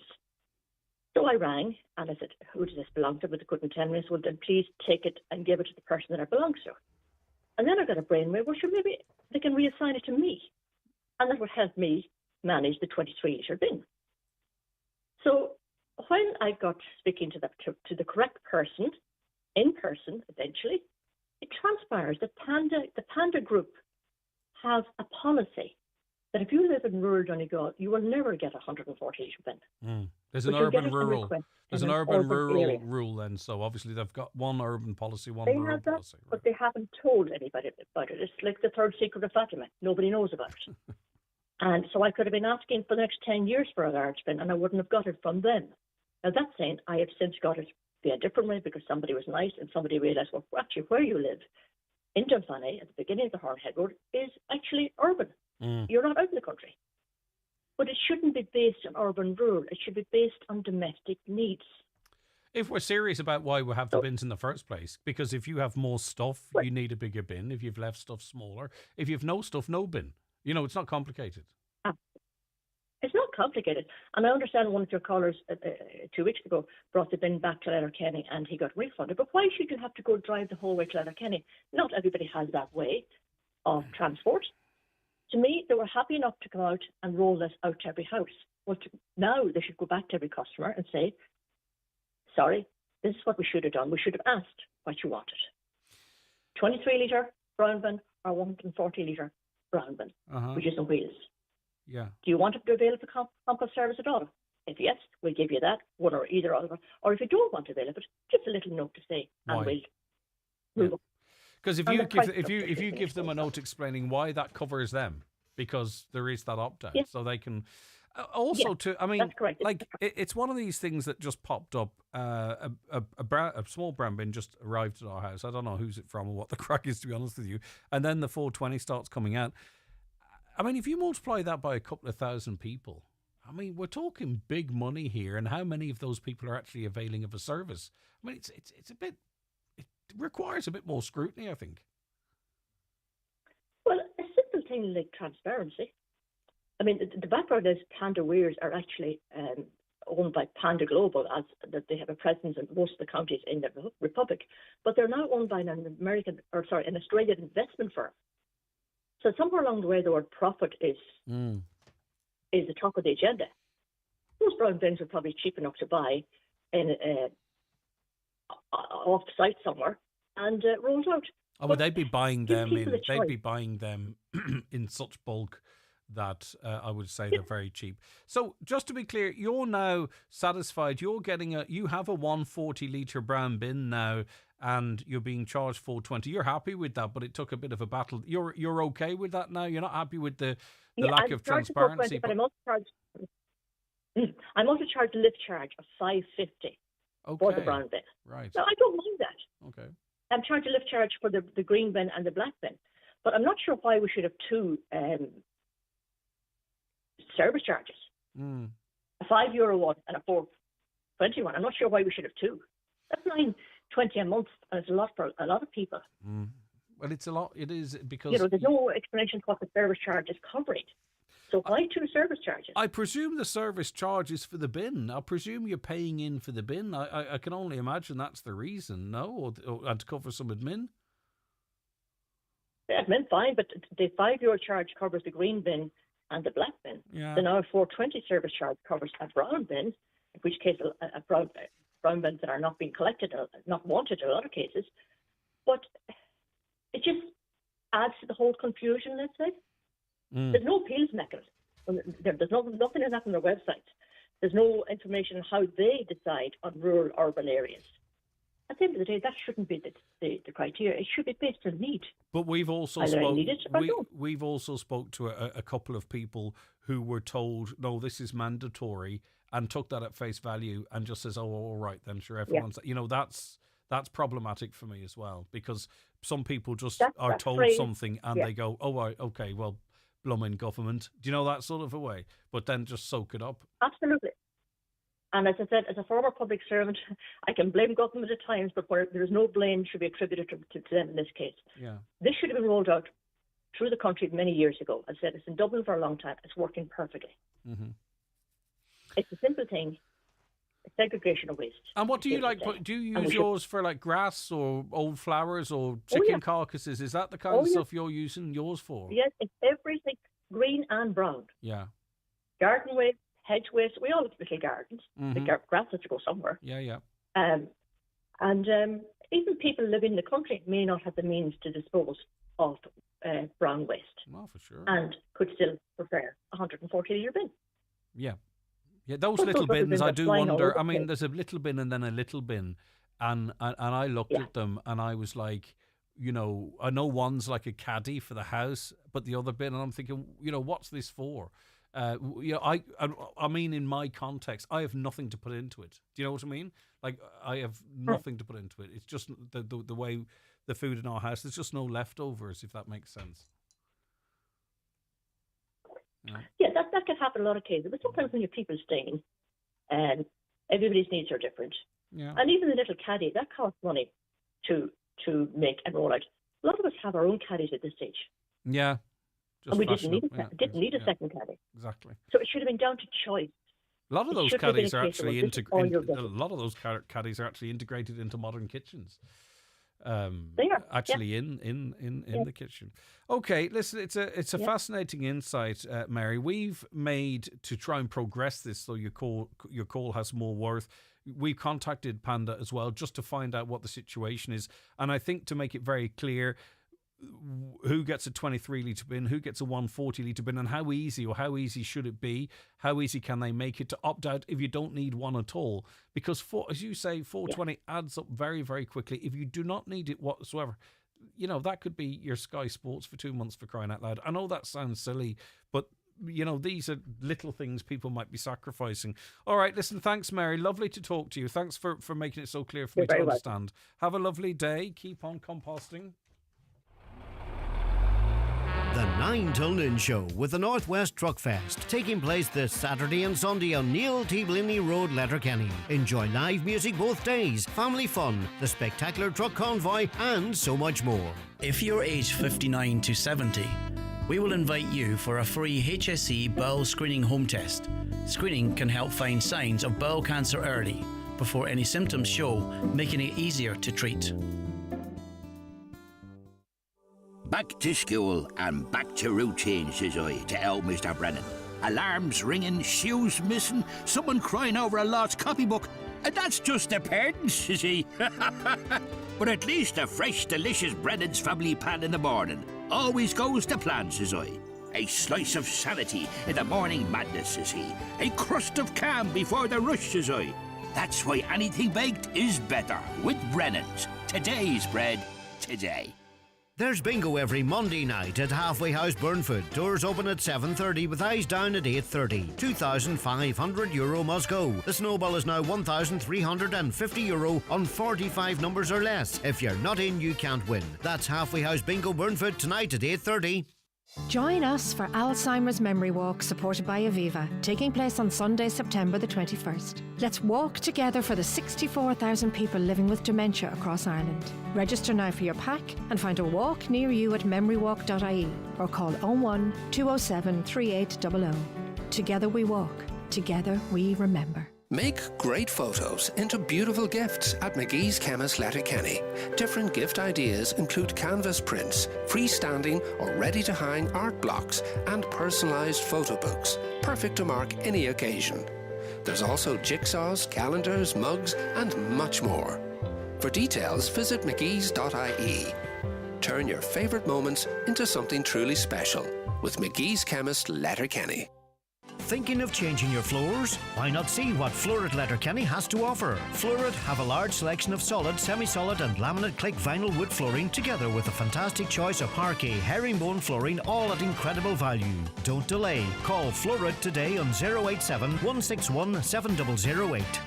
The Northwest Truck Fest takes place this Saturday and Sunday on Neil T. Blinny Road, Letterkenny, featuring trucks from all over Ireland and a truck convoy through Letterkenny Main Street on Sunday at 5. This ad is sponsored by K&F Superwools, 9139043.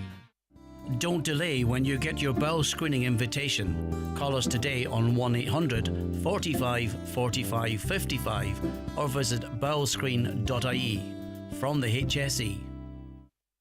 Okay, we're back talking about the reality, the lived reality for blind and vision impaired people in doing something as simple as using a footpath. There are many, many challenges, many obstacles. We were just talking about bins there.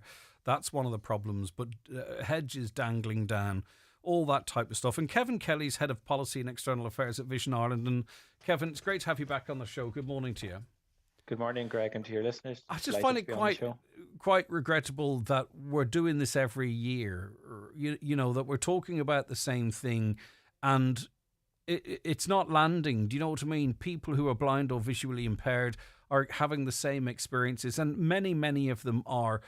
So I know we're rehashing it, but that's the sad thing that we have to, Kevin, because, you know, as I say, the problem is not getting better, it seems.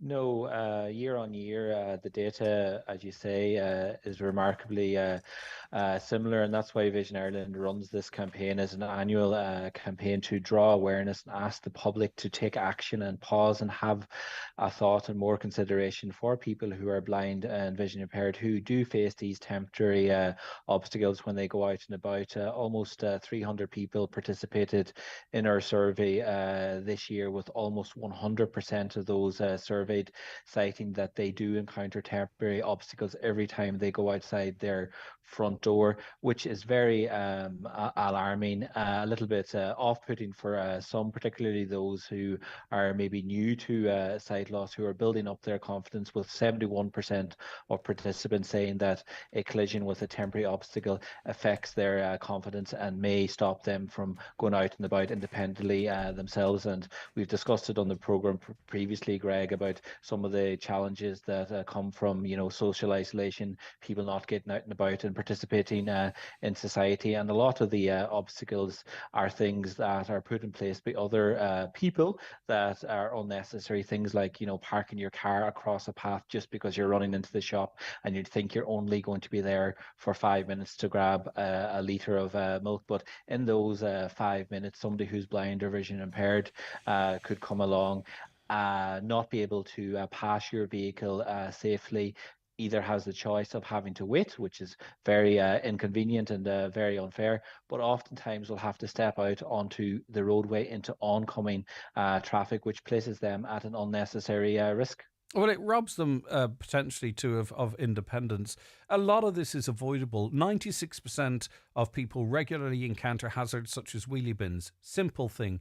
Don't put your wheelie bin on a footpath. If you collect wheelie bins, be careful where you put it afterwards. Parked cars, you mentioned, overgrown branches and on footpaths. So whether it's a council's responsibility or private homeowners, don't come at me with you can't cut hedges because it's against the law. I don't want to hear that. You know exactly what we're talking about here. If you know, you're over 6 foot yourself, aren't you?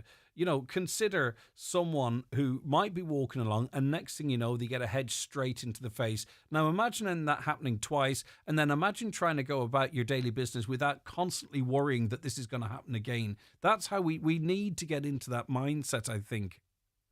We definitely do, and that's one of the things that we want to highlight this year. And you're dead right around hedge cutting. There is no ban on hedge cutting if it protrudes on a public footpath or on a roadway, which is endangering pedestrian safety or road safety. Those hedges can be trimmed back and pruned at any time of the year. A number of our respondents, and I've had the unpleasure of this myself, where you end up with cuts and scrapes to your face this as a result of overhanging branches, and all of that takes is the homeowner to cut back their hedge to a sufficient height. Last year was a particularly busy year in terms of electoral events, and we often face the problem with election posters being hung at head height and below the permitted level, which again ends up with people getting those corner of those posters into the corner of their eyes, on their face, cuts, gashes. All of these things are completely avoidable. People take more responsibility. I think too, what we should also factor in, whether someone was born blind or acquired an issue with their vision whereby they are now visually impaired, the courage it takes, I think, to go out, to exercise your independence, to participate in society and going around, especially on your own or with a cane or even with a dog, and that in of itself, I think, should be encouraged and embraced, rather than, I don't know what the figure is, of people that said, right, it's not worth the hassle, I'm staying in the house, and then become unseen themselves. Yeah, we don't have a precise number on that, but certainly through the anecdotal evidence that we captured during the survey, we did have respondents saying that these obstacles that they encounter, the injuries that they encounter, the collisions, even if it's not resulting in a hospital or a GP visit, all of those things do make it more challenging for someone to get up the courage to go out and about independently with their long cane and their guide dog, particularly someone who is relatively new to sight loss or has deteriorating sight. Someone like myself who lost my sight 20 years ago, it's annoying, it's frustrating. You want to curse the person that left the bin there, didn't cut back their branches, but I'll get up and get on with it. But for those who are adjusting to sight loss, that independence, getting out of the house, learning those new skills, to learn how to use your long cane, the actions of others are causing people to be less confident, less likely to go out and about and re-engage with society. And 296,000 people, according to the last census, are living with a significant vision impairment. People are living longer, thankfully. Age-related sight loss is on the rise. So it may not affect you today or tomorrow, but in 10 years, it very may well be. And you might think back to, the annual Clear Our Paths campaign, Division Ireland, or the conversations that were, had on Highland Radio each year. And you might find yourself, encountering somebody's wheelie bin or hedge that wasn't cut back. So it may not affect you today, but at some point in the future, it may affect you, or it may affect a family member or a friend. Yeah, because, we need to see these 300,000 people. It's a significant proportion of the population, and they need to be out. We need to see them with their long cane. We need to see them with their dogs. And it's up to each individual whether they wish or can, but we need to be making sure that our spaces are as accommodating as is possible. And that includes issues like, traffic lights having the appropriate supporting sounds and matters like that. Obviously, the bins, the cars, they're obvious. We know that. But there are other obvious issues as well. Street furniture. Obviously, we saw a massive outflux, I suppose you could say, of that during COVID. But bikes being left against lampposts, e-scooters, they're all over the place now. Dog poo, that's a big issue as well. And that's more disgusting, perhaps, than it is, injury-inducing. But this is not just an inconvenience or a scratch to the face, which in and of itself would be bad enough. Many, many of your respondents of the 300 ended up having to seek treatment for injuries, really quite serious injuries. And my God, the bravery then it would take to go back into the big bad world again. I can't imagine. I don't think I have it in me, to be honest with you, Kevin, but hopefully I could find it somewhere.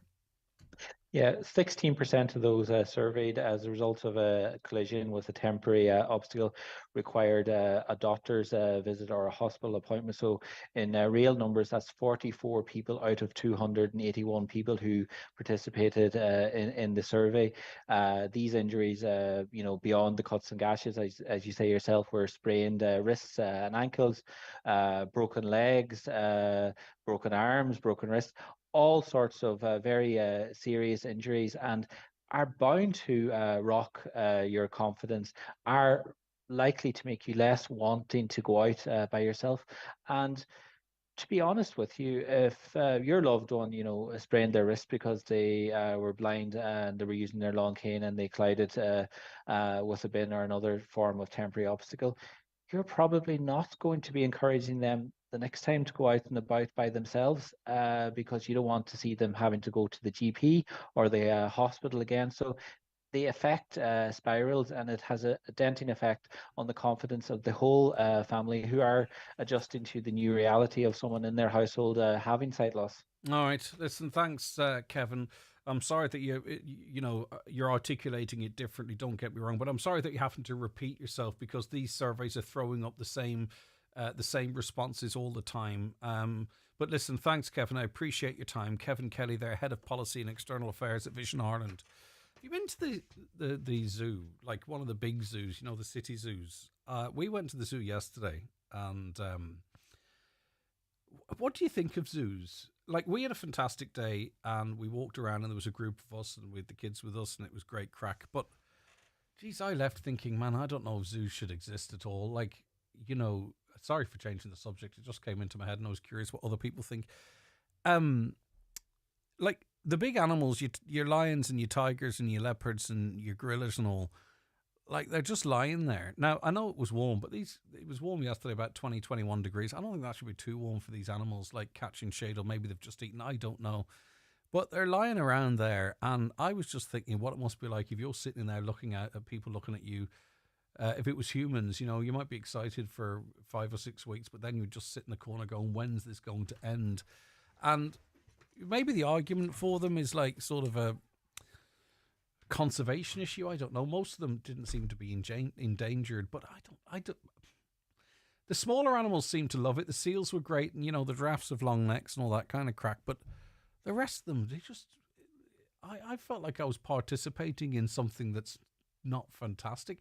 I do know we've got some local, and I'm not just saying this, but we've got local stuff that's fantastic, and I've been to it, and these are animals that maybe have been rescued, or they're in environments that are better suited to give them a life, and you can see it in their activity and the movement.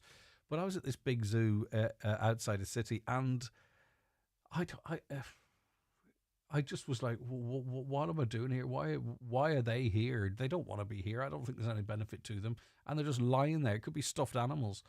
Half the stuff wasn't there either. But if you've been to to the big zoos, what do you think of them? Is there a place for them? Maybe there is. I don't know. But maybe I'm getting soft, or maybe my emotions are misplaced. But I was walking around going, I've paid $14.50 sterling here to come in and see a gorilla lying there, so apathetic, so drained, so. Or maybe it was just sleeping. I don't know. Do you have a view? 086 60 25,000, WhatsApp and texts to that number. Let me take a quick break before we squeeze in another guest before the news. The 9 till noon show with the Northwest Truck Fest this Saturday and Sunday on Neil T. Blinny Road, Letterkenny. Gates open to the public at 4 on Saturday and 11 a.m. on Sunday, with proceeds to Cancer Care West. It's Cabaret 25 at Harvey's Point. We start again on Wednesday, September the 3rd, and every Wednesday until November the 5th. An amazing lineup of stars, gourmet food, the warmest of welcomes, and all in the beautiful surrounds of Harvey's Point on Lough Esk, Donegal Town. Book today 074 972 2208 or harveyspoint.com. The Harvey's Point Cabaret, a night not to be missed. It's the Right Price Tiles wood flooring and bathware 70% off sale. Get up to 70% off all your purchases. Up to 70% off all tiles, all wood flooring, all bathware. Everything's reduced in store. The 70% off sale at Right Price Tiles wood flooring and bathware. Stores nationwide. Sale now on. With back to school on the way, don't let blurry vision hold your child back.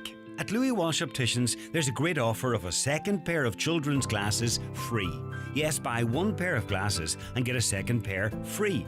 Book your child's eye test today on 91 or call into Louis Wash Opticians, your local family-run opticians in the Courtyard Shopping Centre, Letterkenny, to see the full range of glasses available. Some terms and conditions apply.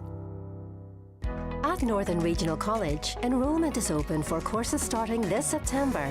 We have courses for all levels and interests, including engineering, science, hospitality and tourism, sport, health and social care, and much more. Apply online now and start your career journey at one of our local campuses at Coleraine, Magherafelt, Newton Abbey, or our new Ballymena campus. Visit nrc.ac.uk for more information. Go further, go higher with Northern Regional College. Highland Radio weather updates with McElhinney's. Get back to school sorted with all the essentials from school jumpers to shoes. Visit our kidswear department in store or shop online at mcelhinneys.com today. Now, Celeste is with me now. Hi, Celeste. Hi. Lovely name, by the way, if you don't mind me saying. Thank you so much. Now, you've a bus problem. Give us the rundown, Celeste. Okay, so Saturday morning we were taking the 9:45 bus from Rafo to Letterkenny. Mm-hmm. We waited till about 10:30. Passengers were accumulating. There were people that had to go to work in Strabane and Lifford, and they've been waiting there since 8 o'clock this morning, or Saturday morning. Wow. We got notification, I think, 20 to 30 minutes later on Bus Erin's website that the buses are cancelled for Saturday. Mm. Now, the problem is this left many of us stranded if we had shopping or work to go to, not knowing what are we going to do, how are we going to get into town. So some of us got taxis there, which is expensive. Yeah. I mean, you're only paying, what, $4.80 on a leap card and $5.80 cash on a bus to Letterkenny. Not everyone would have the taxi money either. And some people might be dropped at Rafo, and then whomever dropped them off leave. That's it. Mm.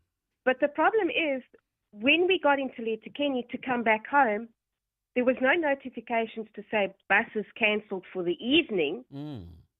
It was only later when we at the bus station, oh no, buses are cancelled, on their website. Not at the office, on their website when we're waiting for the buses. And was this a once-off, Celeste? Or has it happened since? It happened again today. Oh, right. Apparently the 12:30 bus from Strabane to Letterkenny has been cancelled. Uh-huh. And then the 4:30 bus from Letterkenny to Strabane has been cancelled. But it's quite frank, it puts a person off going with the buses because you can't plan your day ahead. You can't trust it. You have to be able to trust the system service. And you can't trust them because you don't know if you're going to go to Letterkenny, is that the only bus that's cancelled? Mm-hmm. Yeah, okay.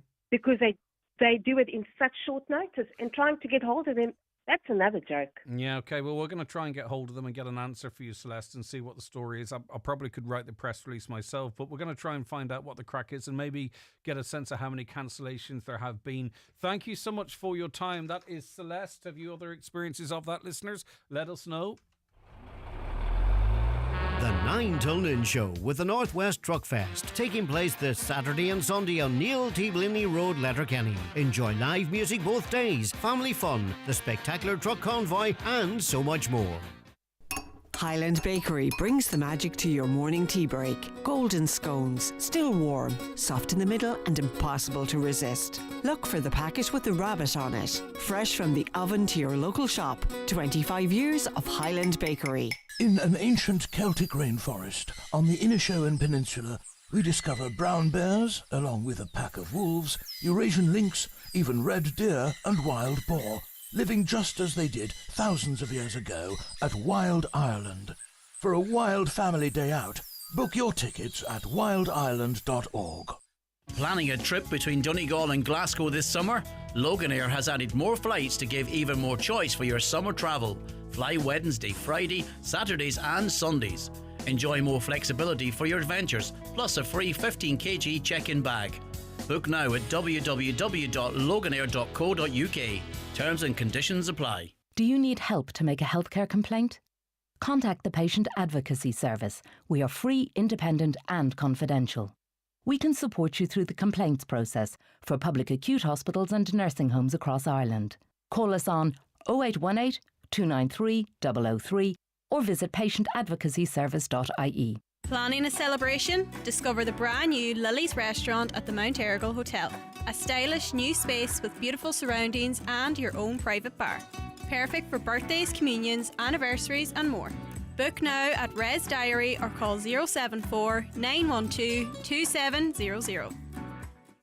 Who's watching your home while you're asleep, at work or on holiday? With the Sheridan Security Alarm System, you can be assured of round-the-clock monitoring. Our central monitoring station is on duty 24 hours a day, 365 days a year, monitoring homes and businesses in the northwest for intruder, fire, panic and medical signals, giving you the peace of mind you deserve. Sheridan Security Systems, Bonagee, Letterkenny, protecting what you value most. Call us for a free quotation on 9126 6025.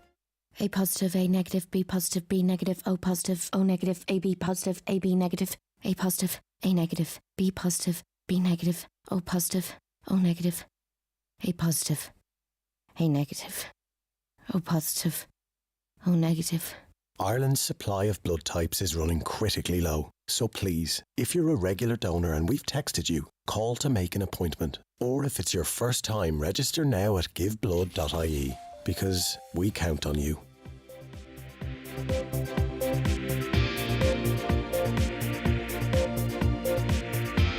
With all the stories that matter across the Northwest, it's Greg Hughes on the 9 to Noon Show on Highland Radio. And it's 11 o'clock. Let's get a news update and say good morning now to Michaela Clark. Thanks, Greg. Good morning. A group of young surfers who rescued 3 people who got into difficulty in the water in Portneuf over the weekend say instinct kicked in.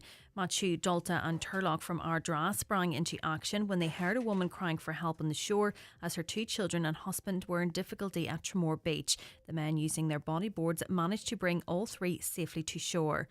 Defective block homeowners are being punished for doing exactly what the government asked. That's according to Councillor Joy Beard, who has written to the Housing Minister to express her frustration that a number of homeowners have been excluded from availing of increased grant amounts included in the enhanced defective block scheme, which the government promised would be applied retrospectively.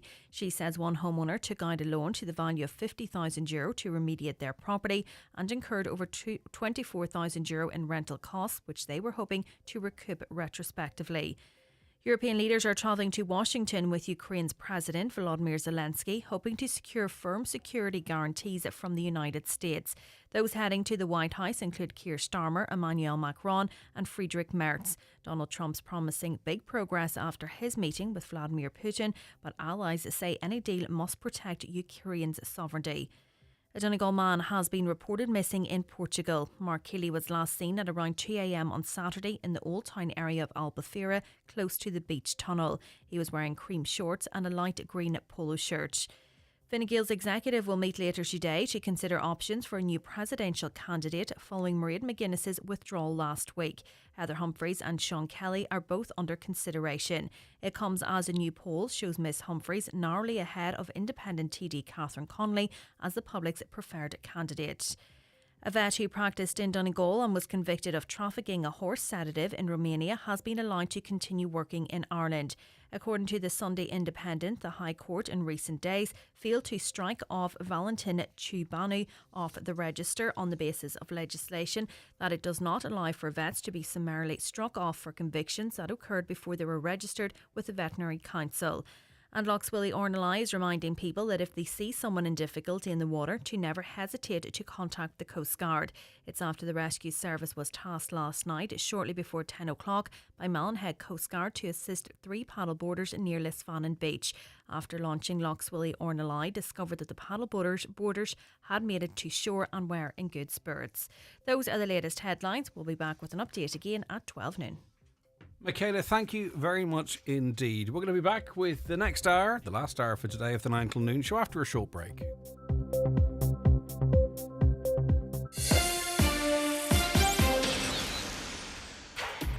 We train on local pitches and play in packed stadiums. We give our all for clubs in every corner of this island.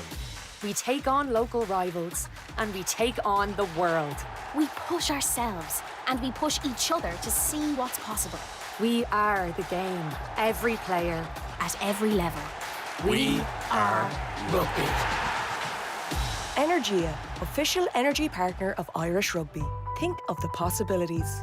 Now, Pádraig Hilferty of our sports team's in studio with us. He's looking forward to the DL debate tonight. Hi, Pádraig. How are you getting on, Greg? You all right? I'm doing all right. I'll move the six. I can't see you. I'm on a camera. I want to be able to see you, man. You're a happy man, no doubt. I'm all right. Okay. Yeah. Some good results yesterday, and I'm going to focus on Downings to get things going, because they got a result where many teams don't come back with a result. They'll be cock a hoop. No doubt about Tourney now against Kilcar. Fancied home side. You know, the home side always are the fancy team, but Ronan Gallagher, toast of Downings, actually kicking the 2-pointer. So these new rules, Downings people will be happy with that new rule. But look, Gimmer Downings have been, they'll be happy with that.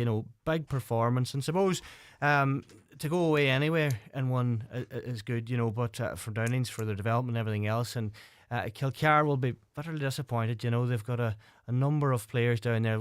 Obviously you've Patrick and you've Ryan and you have Owen McHugh as well, and Stephen McBurty and players like that. So it's a tough place to go and get a victory. So you'll be happy, Greg, with that one. Oh yeah, I'll be happy. Neve Breach won as well at the weekend, so that's my other happiness. It's in a different competition, you have to look after but you know what I mean. I can't forget where I come from either. But it's interesting to see the 2-pointers be factors in club games now, as those rules really bed in. Also, Downings potentially, and I don't want to get run out of town, have maybe let Leeds slip or lost by narrow margins. So to go out there and get a convincing win against Kilcar, it'll be absolutely. And you look at McCool's against Glenswally yesterday. McCool's, they're 11 points up. In these new rules, you can see, look, there's teams coming back into games. It makes it very, very, exciting from that point of view. That at half time, if you have a lead, it's very much that you can get it back the other side, really can.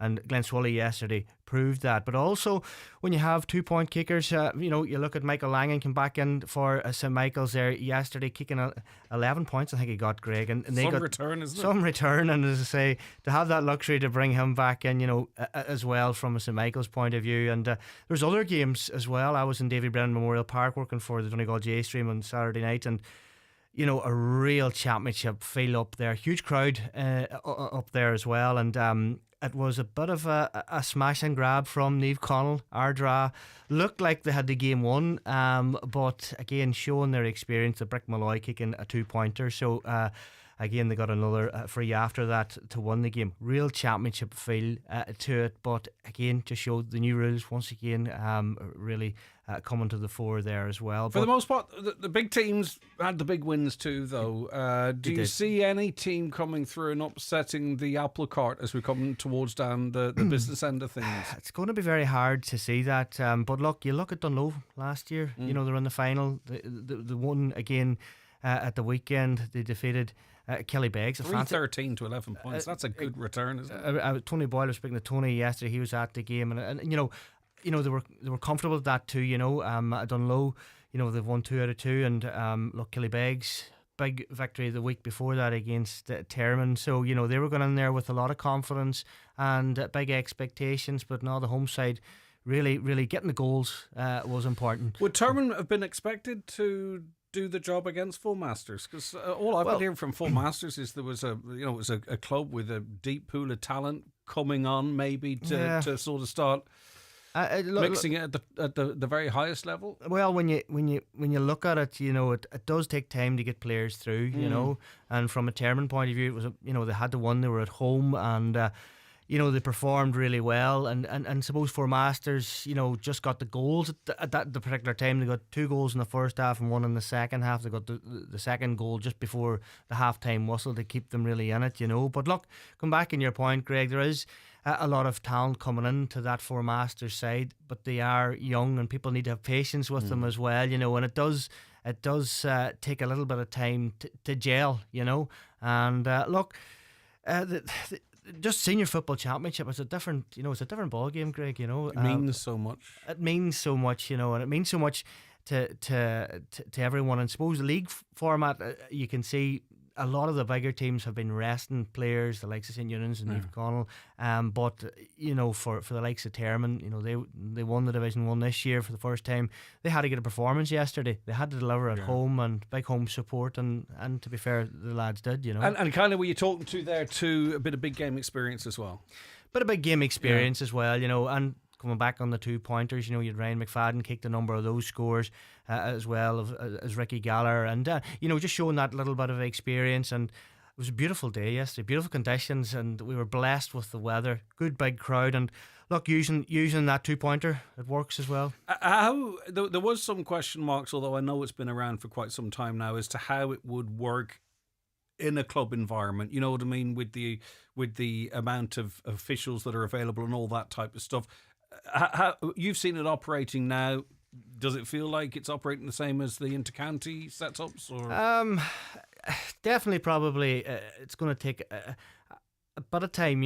I think it's difficult for referees. Just there's so many different new rules. And James Connors, what I seen on Saturday night there, he was bringing the ball forward. I think it's great for referees. If there's a little bit of after someone having a chat with them, he moves the ball up. So that's definitely a good rule. The 2-pointer, obviously, look, it's a big score, because if you go up and score a goal, obviously a 2-pointer, you've only one score to find to get that as well. But those rules, I think, I was just looking at it, thinking about the scores. You look at Glenfin and St Michael's, 127 to 112. You've got Killybegs, 313 to 11 points. St Eunan's, 221 to 113. So the scores, you're getting... But you've sat and watched games where, this back and forward, 9-7 it's finished or something, if you were lucky. It has to be a better spectacle. From a commentary point of view, it's boring. It's boring, and that's. And I'm sure Oisin would say the same, and the rest of the guys. For me, I'm playing football all my life, and those new tactics came in, and holding possession, moving left to right, and you can just yawn. I think that's the. And I know managers maybe want to do something different, but there's a reality in the old game. When you're faced with a team set up a certain way, you kind of have to sort of meet fire with fire, but it's a bit impotent fire that you're meeting them with. Anyway, we don't have to talk about it now because we've got the new rules. No, we've got the new rules, and that's the thing. It's a bit more excitement into the games, and even in the intermediate championships and the junior championships as well. I was down at the Banks yesterday. Again, that particular game was fantastic, score for score, 2-pointers. There was real excitement in it. But if that was last year, Red Hughes coming to Nivora, it would have been who can score the less. Exactly, So it was. It's almost setting out afraid to win or afraid of losing rather than wanting to win. Are you presenting, or is no? Brendan's coming back, right? You're going to be in studio though as well.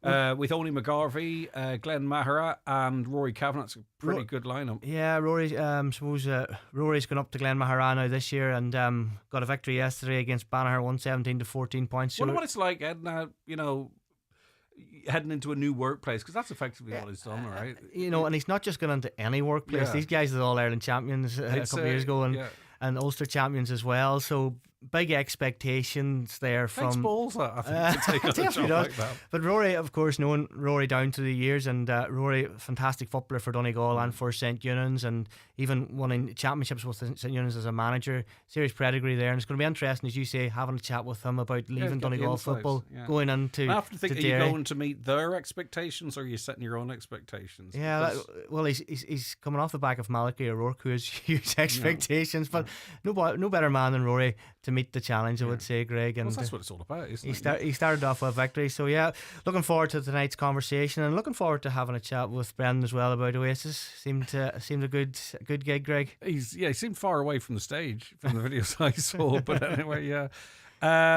You're not an Oasis fan, no? I am, but wee bit before my time. I do really? About a year or two, but, come on. Yeah, no. Right, okay. I'm only joking. But I do. Liam Gallagher's fantastic. Yeah. I think he's fantastic. I was saying, you were there as well. I only started going to concerts recently, but I watch a lot of stuff on the telly. and it was like from corner to corner, from front to back, everyone was involved in that show. Sometimes you see, the first third are into it and everybody else is just spectators or watching screens. But I'll tell you that whatever they have it in abundance. They're fantastic. They seem to really get the crowd going and that. And as I say, look, Liam Gallagher, he's just a showman. So he's brilliant. Well, he can sing. You're a showman, and so's Devaney as well. So it's going to be a great show after 7 tonight. Looking over all of those games and where we're going.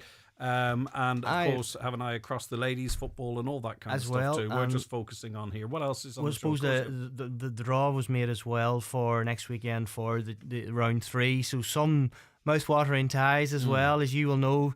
Kilcar, Killybegs, no love lost there. That's on next weekend. The referee's going to have to keep a tight eye on that one. The referee is going to have a bit of a ball game there. But look, hey, loads of games next weekend to reflect upon, Greg, and we're really looking forward to it as well. Brilliant stuff. All right, brilliant. So Brendan Devaney, post Oasis, Park Hilfty, too young for Oasis.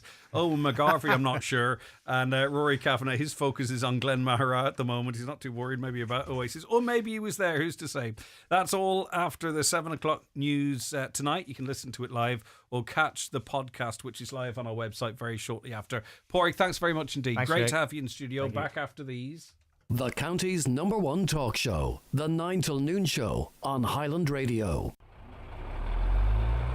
The 9 till Noon Show with the Northwest Truck Fest this Saturday and Sunday on Neil T. Blinny Road, Letterkenny. Gates open to the public at 4 on Saturday and 11 a.m. on Sunday, with proceeds to Cancer Care West. Getting your first electric car is like meeting your partner's family for the first time. Nerves are normal.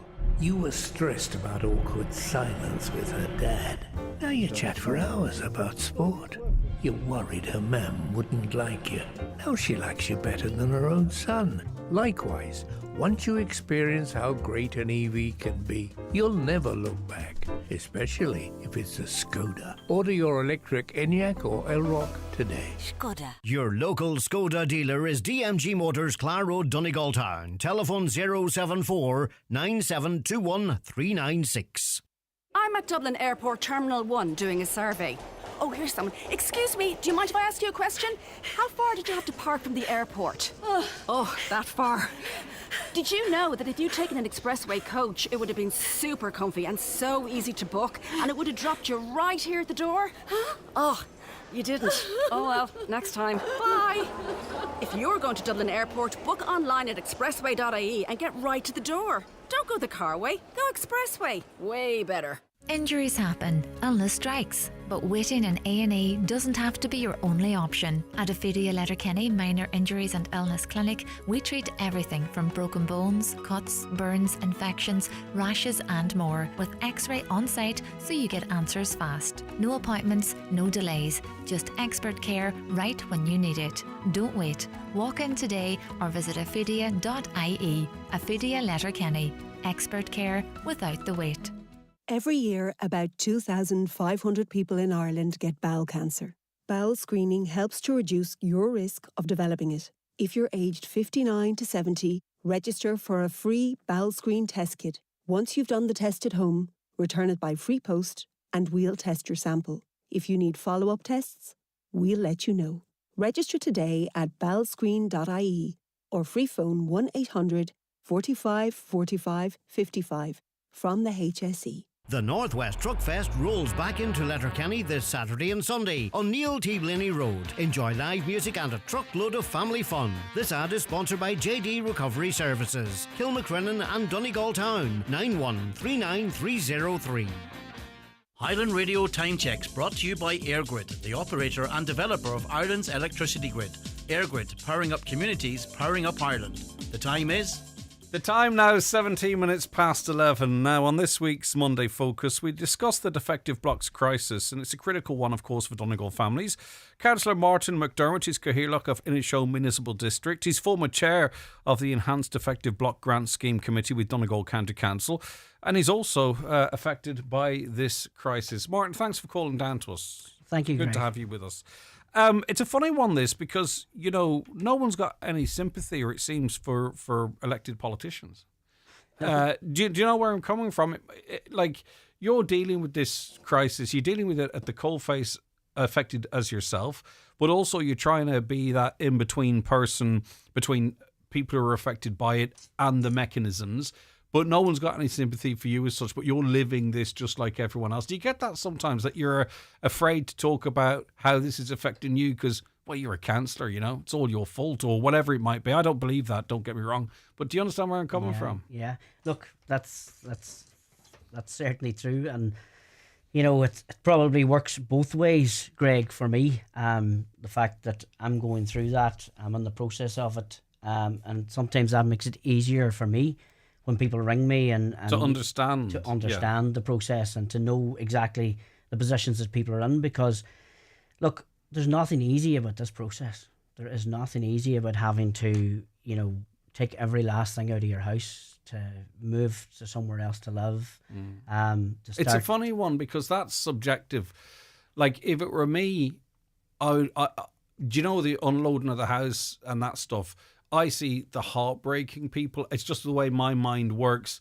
I could compartmentalize that and that wouldn't be that tough for me. But for some people, it is like a bereavement. It's like a loss. It's like the memories, the rooms, the corners, the spaces, the night feeds. Yeah, for a lot of people, you know, taking everything out of the house that they, you know, raised their children in, and, you know, sometimes had extremely good memories in that house, and for other people had extremely bad memories where someone happened, some of their family, their children or anything else, and they have to leave that house where so many memories was, and people do find that extremely difficult. I found it difficult myself, to be honest, when we were leaving the house to move out those last few days. It was fine up to that, but that actual having to go and know that you're not coming back to that house. And, you know, maybe that's when it might impact me in a different way, if the truth be told. Mag wound up last week. I was off and I didn't really get to talk about it much. What's your feelings about that? With councillors on the council, with a TD in the Dáil, with a scheme there that seems to be adaptable, though not adaptable enough, do you believe that the campaign was over? Yeah, well, look, Mag played a very important part in this process, in this campaign over the last 10, 12 years, going back to 2010, between that 2012, where you had the likes of Anne Owens and Eileen Doherty, you know, taking a lead role to get Mag up and running, to you know, give the homeowners a voice. That escalated into, you know, those years in between 12 and 16 and 17, where there was a lot of negotiations with the department, with the government for the 90-10 scheme. And then Michael Doherty, as you know, who played a pivotal role in MAG throughout those years, from 16, 17, right through until the enhanced scheme came on. You keep talking there. I just want to slightly rotate this mic. Go on. So the enhanced scheme came on, which, you know, had liaisons with the department, not just weekly but daily, to get the scheme up and running, and worked along with all political parties at that time to try and get the scheme as best we could.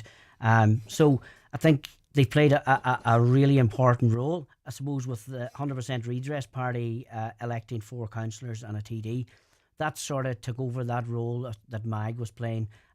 But I still feel, you know, that MAG, you know, the homeowners representing homeowners is still, in my opinion, a very important part. While when you become a councillor, you become a politician, it plays a different role, because you're being sort of pulled into the politics of it. Yeah. While the homeowners, if there's a group there of homeowners, they're not pulled into that political circle where we're all pulled into. I think there was a timing thing too, because there's some, you know, we all know when Paddy Diver got involved in this and how that accelerated things. The Michael Dohertys, these guys never go away. They're always operating in the background. But when, you know, when the leadership changes, you know, and then other things happen politically, or there's some progress in the campaign, it's inevitable that a bit of steam is going to be lost, and that's with no disrespect to anyone who took over any positions there. 2015, what did you see in your house in 2015? I suppose when was it built? Sorry, my house was built in 2001. Wow, that's going back some time. Yeah. Is that rare? No. From 99 up to 2012 would be the period where a lot of these houses would be defective. 21, 22, 23 there'd be quite a lot of houses during that period that would be defective. Probably from 2014, 2015, you could notice that there was deterioration in the house. We would have filled the cracks, painted the house, trying to keep everything looking well, and putting. We used a lot of grout that you would use for a tile floor to put into the cracks, so it'd be kind of rough. You wouldn't see the smooth finish.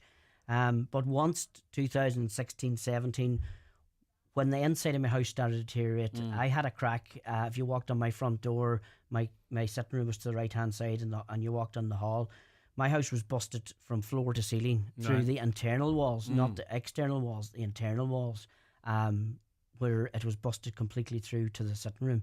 So when those things started to happen, you knew that there was a major problem. And I suppose things started to kick off from 14, 15, 16, where we were get into discussions with the department, and we knew that this was a big issue, a lot bigger than maybe what even was thought in 12, 13, 14, that this was going to escalate into How many other people thousands. did you know in sort of 2015 that was affected by this? Quite a lot of people, but at that particular time, Greg, like everyone was kind of nervous of saying that my house was defective. Everyone was nervous of insurance. Everyone didn't want to, admit. You didn't know what the ramifications were. No one knew what was going to happen here. And if you said, "Oh, my house is defective," it was sort of maybe looked upon as, what way would you look at it if you were going out and saying, "Oh, my house was defective"? Well, you're effectively putting your hands up and saying, "My single biggest asset is worthless." Exactly. Now that's a big thing to come to terms with. Look, we all have one thing in our lives, our houses that we built, and we hope to pass on to our children, and it's the one thing that we hope to own at some point. That's our, it gives us something to work for. So that's 2015. When did the house, like the deterioration consistent? Yeah. Yeah, it deteriorated consistently. Yeah, and along with a lot of houses around me, and in my own area down at home in Glengad, which is a small area, there's probably up to 30 defective houses within a mile radius. At what stage did you feel that either you were unsafe, the house couldn't be heated, the love had completely gone for the house, the cracks would no longer be filled, you were just really effectively, lodgers in this nightmare? When did that sort of... Say from about 2019, when the 90-10 scheme came, we knew at that stage, look, we're wasting our time trying to do anything here. We started work at upstairs to our bathroom, and we stopped because we said, look, this is just deteriorating weekly at that stage, and we knew we had to make a decision to get our house tested and try and get on the scheme. I didn't talk too much about my house, Greg. As you know, I kept it sort of below par because it was involved very heavily. You didn't want to make it about you either. With campaign groups and with So with that in mind, right, and I'm not being too personal and answer as much as you want or don't want. I mean, obviously, you're well regarded, don't get me wrong, but there's always going to be people that will blame you as an elected rep for everything, or they don't like your answers in an interview or what have you. I wonder what it must be like for those around you when... people might say to you, they don't realise that we're going through this nightmare as well, that it's almost a secret and that you're being criticised, yet people don't get that you're going through this as well. That must be tough in a family home. Yeah, that was a constant thing in our home because, we went through a very, very difficult period, particularly from 19. It was very difficult. When I was involved when the marches started, when Paddy Dever, kicked off this, and he did kick this off at that time when he stopped the lorries, and that made a massive difference to the process. But it was a difficult time to be in politics. It was a difficult time to be chair of the Defective Concrete It's a difficult Bloc. time to be in a government party. And it was a difficult time to be in a government party. But I felt that I had a stand for what I believed in as well, and I believed that if we kept fighting, we would get a scheme that would work for as many people as possible. It doesn't work for everybody. It doesn't work for a lot of people. And it's a kind of I don't know where we're probably going to have to go through this ourselves, right? But you see a lot of houses being taken down really neatly. The contractors are amazing. These houses, you drive past one day and it's gone. Yeah. And next thing you know, there's new fans being poured. It's up to the square and so on and so forth. And you are seeing that happening now. I wasn't seeing that before. So obviously the scheme is working for some. Yeah. But then there's the others that still feel left behind, and who's to say where that might go. Like, do you believe the scheme at the moment is working for the majority then, if I could put it like that? Yeah, I think the scheme would work for the majority if there was some tweaks done to it. And I think one of the big things, and we found this ourselves going through this process, is cash flow. Cash flow is one of the big problems when you're for building. the person for the homeowner, that's who I meant, and for the contractor. Yeah. And a few weeks back we met with the department, and one of the things that I said to them was, if this scheme is going to work for people, there has to be an upfront payment that allows cash flow, 20,000, 30,000. And I'll talk about myself here. We found ourselves in a position where we were getting windows. We had to pay for upfront for the windows. We had to pay upfront for a few other things that we were doing that I was taking on myself outside of the main contract. And we found ourselves, where the window companies were looking for the window payment before they were coming put on the windows. And we ended up having to go to Alicia and Sophie to take money out of their accounts to pay for windows, because the cash flow wasn't there to do that. And not everyone has that pot. I have no qualms in saying that. That's what we had to do. Alicia was saving for a car. We had to take some money out of that to pay to get the windows on.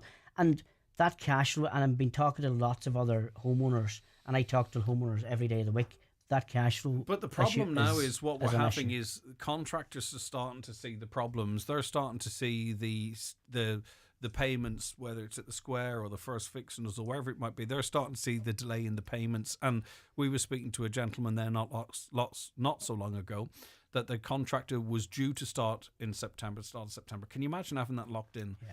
And then he contacted them and says, listen, I'm out a fortune on other houses. I cannot start this project. Yeah. That's devastating. I mean, because you've gone through this, you get to that point, and then the contractor says, every other house, they're looking for further information. They contact me, I contact them. It takes 6, 8, 10 weeks. Then they come back for further information. How do we resolve that? Is that more staff in the council? Is that the housing sort of taking their finger out and saying, look, actually, why are we frustrating people? We can make this easier. People are doing this all over the country with private builds, with mortgage companies. Why are we making this so complicated? Where is the problem there? Yeah, look, there has been, serious delays in payments over the last couple of months. There's no doubt about that. But the first thing I want to say is, like, the staff and the council that work in this defective concrete block do a fantastic job. Yeah, but I'm saying, do they need more of them? But they need more staff. Now, going back to our July defective concrete block meeting, we were told that 4 extra staff has went into that office. The council were waiting on sanctions from the department. I think it's important to note too, Greg, that this is not a council scheme. This is a department scheme, and everything that we do as a local authority in relation to the scheme, we have to get sanctioned from the Department of Housing, because it's a scheme that's ran by them, and we can't just go ahead and make decisions of our own bat. Now, we've worked closely with the department. We've had a good working relationship with the department, and we met Miss Cummins, who's the Assistant Secretary General. She's a new lady in there, and we sort of went through all the issues that we have. And to be fair, I think she's listened to a lot of the things that we've put there. So there's 4 extra staff. It will take a few weeks now to get that resolved, to get the payments resolved. And it's so vitally important, Greg. It's so vitally important that contractors get paid in a timely manner. Because if we don't have the contractors, we can't fix houses. And that is the main aim at the minute, to get that resolved, that people will get, when they put in for their payment, they need to be paid within 3 to 4 weeks at a maximum. And that is something I suppose the council and the director has said that they will hopefully have resolved by early September, that timeline will be kept down. That makes a big difference in moving people who can move onto the scheme. How many people do you think are waiting to see if, I don't know, there's a government change and the bells and whistles schemes introduced end to end, 100%? Do you think there are still people holding out for that? There probably is some people holding out for that. I think that's far away, Greg, to be honest. I think there's a scheme there at the minute. I'm not so sure, who goes into government or what major changes. It will take a long time to change that legislation, to change that regulation again.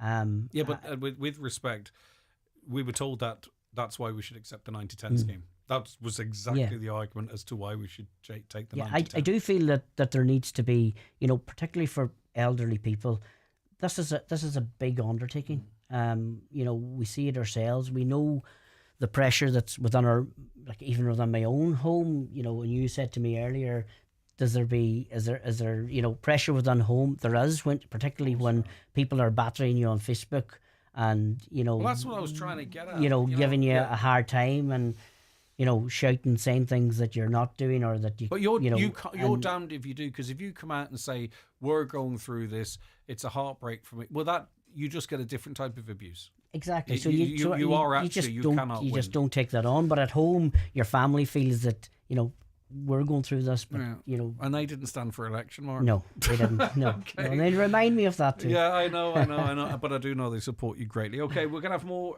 conversation with Councillor Martin McDermott after this short break. Watch the show live now on YouTube, Facebook, and at highlandradio.com.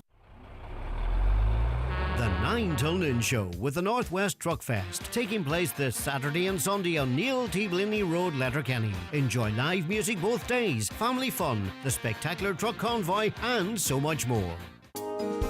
How would you like fresh organic goodness delivered to your door in the Inishowen area? Every Thursday, White Oak's Acorn Project packs up 6 tasty seasonal vegetables and brings them straight to your home, delivery free. It's local, healthy and perfect for families who love good food. Taste the difference today. Order online at theasacentre.com or call 07493 848866. We are here to help. F93 F104. The hilarious 3 Hail Marys on Grainon Letterkenny, Friday, September 5th and Saturday 6th. Book now on grainon.com. What might sound like chaos to us is a moment of pure serenity for Lisa. Because the kids are back for seconds, the picky eaters are happy, and her barbecue is going down a treat. From barbecue bundles to everyday savings, summer is served at Dunnes Stores, with online delivery, click and collect, and same-day delivery with Buy Me. Dunnes Stores, always better value. Terms and conditions apply. Look smart for less in the big summer sale at Watson Menswear Letterkenny, with up to 50% off suits, blazers and shirts. Also a great suit deal with a suit, shirt, tie and shoes, all for just €299. If you've got a big occasion coming up or just want to look smart for less, visit the sale now on at Watson Menswear, open 7 days a week on Main Street, Letterkenny, and at watsonmenswear.com. Imagine if you could test drive everything in life. Marriage, new jobs, even your in-laws. Well, at least with your next car you can. At iMotors, we've been helping Donegal families for over 50 years find quality used cars they can trust. All 100% checked and come with a warranty. Take one for a spin today. Visit us in Letterkenny, Malin Village or at imotors.ie. iMotors, fearless generation. What would you do with €20,000 in cash? A holiday, a new car, or pay off those bills? Well, get ready for Highland Radio's mega summer draw and your chance to win big. We're giving away €2,500 cash every Friday from August 15th to September 5th. And on the 5th of September, one lucky winner will take home a whopping €10,000 live on the 9 till noon show. So that's 5 chances to win big. Tickets are just €15 or get 5 tickets for €50. Head to highlandradio.com and enter our mega summer cash draw now. Don't miss your chance to make this summer unforgettable. Only with Highland Radio. I'm with Councillor Martin McDermott, former chair of the Enhanced Defective Block Grant Scheme and a victim of the defective concrete block crisis himself, something that he hasn't spoken about in great detail, or certainly wasn't doing so back when his family discovered their house was falling down around them in 2015 and became in a dire condition from 2019, eventually knocked down in November of last year, and the rebuilding process is ongoing at the moment. Is there just talking about, because I want to sort of talk about your experience as well, but again, I can't help but talk to you as someone who knows about this sort of from the inside. Like, I get contacted an awful lot by people in council houses, and then you think that's bad enough, and then it's a council house next door to a house that's been bought out from the council, and what is the situation there? Because there's nothing there at the moment. The minister was up recently. He says, we're working on it. We're hoping for an announcement soon. That's going to be a problem, and who's going to build those houses? And then people are being told, well, we'll move you out of that house. But sure, where's the council housing stock to move people out of these houses, especially when the waiting lists for first sort of go at the social housing is there? That's going to be a problem. It does, yeah. And there's been no doubt that the social scheme, the defective concrete block social scheme, has been way too slow. I mean, there's a scheme there, there's a private scheme there, which should have been very easily taken over to the social scheme. When we met with the department officials, they have confirmed that they have the social scheme ready and that it will go to Cabinet as soon as the Cabinet comes back in September. And then that will have to go to the Dáil again for sanction, as you know, and for to go through the Houses of Oireachtas. The social scheme, the council at the minute have about 80 houses that they have with people not in them at the minute that are really, really bad. Those 80 houses are ready to go tomorrow morning. To be fair, there's been a team put together within the local authority to look after the social houses. They have those ready to go. They have the test done on them. They have all the work done on them.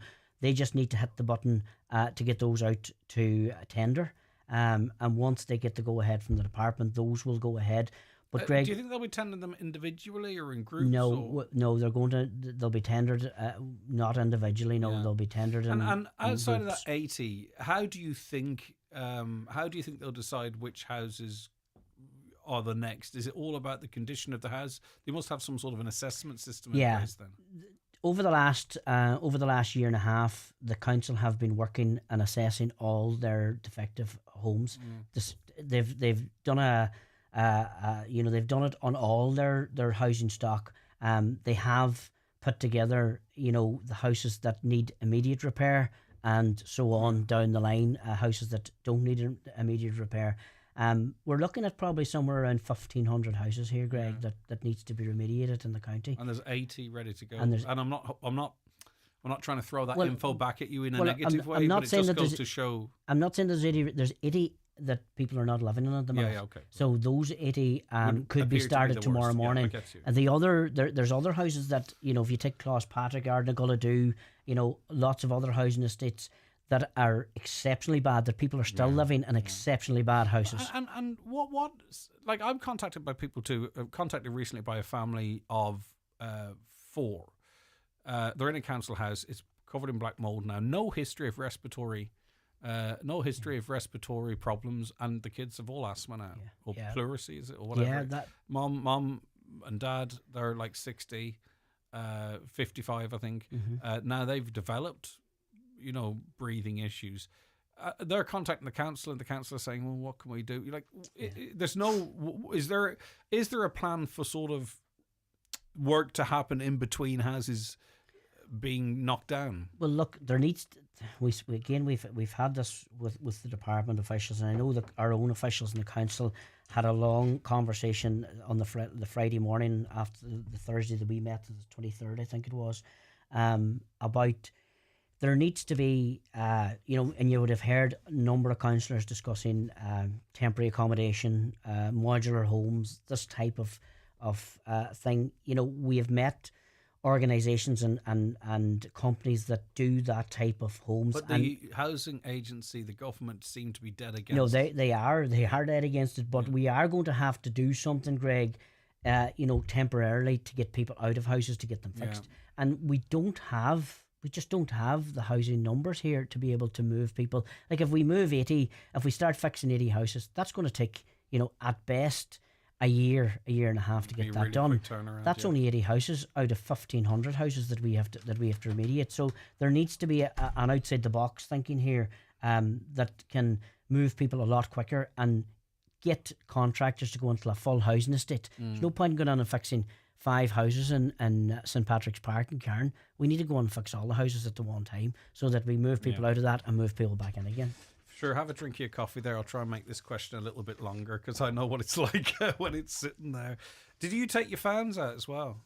Yes, all done and dusted, yeah. Most people are doing that, aren't they? Yeah. Even though it's... What is the status of fans in the... Well, we're waiting for the advice, that's all going to be aren't we? part of the new standard, which probably will be... we're probably looking at early next year at this stage. There was over 500 submissions to the IS 465 standard update. And it was extended too. And that was extended because I think Coleman Legal wanted an extension on that to put on a submission or whatever they were working at. That's going to take quite a bit of time to get to that point. I would think it'll be somewhere early 2026 that they will come out with a new standard. That has major implications on everything here at the minute, Greg, as you know, and major implications on people that have looked for the department at the minute and the housing agency are allowing people not to take the recommendation that they're being given if it's not an option 1. So they have to wait to the new standard comes out and then you'll get a review. So there's quite a lot of people doing that. No one's taking No, I think I would the option. They're just waiting to see what the new standard is. So that has implications on both the scheme that we're dealing with at the minute. It has implications on the social scheme, but there's also a lot of implications on people that are selling and buying houses in the county, for sure, which is a big issue as well. And even defining, what's the problem? There's people who are nervous still of mica, but you can have mica and no cracks. So that's the kind of stuff we need to sort out. Exactly. At what point does desperation turn to hope, Martin?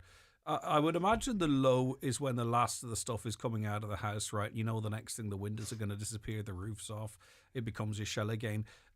This is probably subjective. When did sort of, the down of November 24th turn to the hope of moving back into a house that you can learn to love again, so to speak? I think when the house is taken down, it's built, the roof goes on and the windows go on. I think everyone starts seeing the new house. They start thinking, and your movement of thought goes from the old house to the new house, and everybody starts to think about a kitchen, about tiles, about their bedroom, and the girls, Leisha and Sophie, start to think, well, what are we going to do in our bedroom? What are we going to do? What new are they stuff going back can into we the do? same space? Yeah, Sophie's not. We're moving curious to the other side of the house, and she's moving to one. Go Alicia's going back into if you want to go back into your actual space. It probably moves. Sheila starts thinking of what she's going to be doing in the house, and that changes the insight as to where you're going. It becomes get excited again, and you can see light at the end of the tunnel, and everybody wants to get back home now. That's the main aim. Everybody wants to get back home. Back to that is a tricky question, but at any time did you consider your position within Fianna Fáil? Did you sit down and go, right, I can... I don't know what you thought of Dara O'Brien. What did you think of him? I don't think Dara O'Brien honestly engaged with us in the manner that he should have. I think he just didn't take on the issues that we had. Being within the party and I felt that he should have engaged a lot more with us locally. We're the ones on the ground. We're the ones that's dealing with us we know what the people need. And then, there was that, he did an interview on RTE, I'm not sure if anyone saw it or recognised it, it really stuck with me, where the question was put to him, will you fix the defective concrete block crisis in Donegal, what next? And he was like, yeah, we did. And I was thinking, oh my God, that's not what it feels like for many people. But did you ever question, you could actually even maybe say, did you ever question your role in politics, but particularly maybe within that party? Look, there was times that this has been very, very difficult. It's been very difficult in my family. It's been very difficult in Sheila and the girls. And there was times that, yes, you thought, what am I doing? Why are we putting ourselves through this here? Get behind that mic. Why are we putting ourselves through this here? But look, at the end of the day, I could be standing outside shouting in, or I can be standing inside, meeting people. I'm on about actually your love of the party or your love of politics. You talked about feeling, I really do get the better to be within trying to influence than outside, but sometimes it could be like a relationship. It can't be fixed, or you don't want to be inside or whatever. Does that ever cross your mind? Yeah, there's times that I'm sure it crossed my mind. Lots of things crossed my mind during those difficult days. But at the end of the day, I'm involved in a political party. We have fantastic councillors here in the county that stand and have stood by me in this process 100%. The TDs in the county have stood by us 100%. So look, I feel that I can certainly give more and get more insight, particularly now with the new minister. I think, to be fair to James Brown, he is really taken this and understood. I don't mind ministers coming up here, and we saw it with the health minister as well. I don't mind ministers coming up here, and you get a feeling they don't know the issue. I actually don't, like, he was briefed, but he was kind of not, he was briefed, but I don't mind that as long as they come up and listen with fresh ears and take it on board and then sort of seem like they're going to do something. I do get that impression with him, as he might be confined within the department or with the civil service or whatever it might be. But I didn't mind what felt a little bit of naivety on the issue, because he learnt quickly and then started actually actioning on that, which we didn't have with his predecessor. Like, what's frustrating is if that 10% gets applied ASAP, that it's backdated a little bit to catch the early adopters, and there's not that many of them, that we get the payments coming through in a timely fashion, and then we get the review of the science done and dusted. If we can get all that done, we could be in a completely different space this time, next year, for an example. Now, that seems like a lifetime away. And then we start again, and then we say, right, let's widen it out a bit more. Let's increase the cap. Let's see if we can extend it to different buildings. Let's start sorting out your childcare facilities, your social housing, but we're in a process that maybe there's some hope that can be done. Well, there's so much to do in this process yet, Greg. We are only at the tip of the iceberg when it comes to defective block in Donegal. We have probably around 700 houses started now in the county, which will, we probably have somewhere in the region of at least 20,000 private properties to remediate. We have 1,500 social houses to remediate. And then we start moving into the community centres, the schools, all the other buildings, farm buildings, everything else. So there's a lot of work to be done. I think we do have to get the private one up and running first, which we have, and which will take its own process. But there has to be discussions now on the next stage of other buildings that have to be remediated. A couple of people asking me, and I'm pretty honest. Was Minister Charlie McConalogue 100% behind the families enough on this issue and across all elements of the scheme? Yeah, absolutely. Charlie was 100% behind it. And again, through a very difficult time, a very difficult process. Do you think I was unfair to Charlie McConalogue? Do you think who was unfair? Me. Look, I mean, Charlie, honestly, I don't care. I mean, look, you've a job to do. Yeah. I have a job to do. There's no wrong answer. I really don't care. We all have a job to do, and you question me. You can question me whatever you want to question me. I'll answer honestly as much as I can, and sometimes maybe you answer honestly, and people don't want to hear the honest answer. And sometimes you get short-tempered with me, because I've seen it. I do. Did I? Maybe I did. Yeah, I've seen it. Sometimes you get short-tempered with me too. No, but anyway, look, that's part and part of the process. The thing is, you see, the thing is, okay, I get you, and that's the answer. We're actually all looking for the same thing. I'm looking for the same thing. You're looking for the same thing. The people are looking for the same thing. We're all on the same. We're actually all on the same side. Yeah, exactly. And sometimes that's the difficult part of this. Sometimes families fall out. It's fine. Yeah, and sometimes the difficult part of my job is that sometimes you do have to answer something honestly, and I do. Well, your situation was far trickier. I think, as an affected homeowner. As chair of the committee, as a member of the government party, as a person that will actually speak, you're then fielding questions that maybe others don't want to, or what I'm on about. So I have a great deal of respect for you. I always have anyway.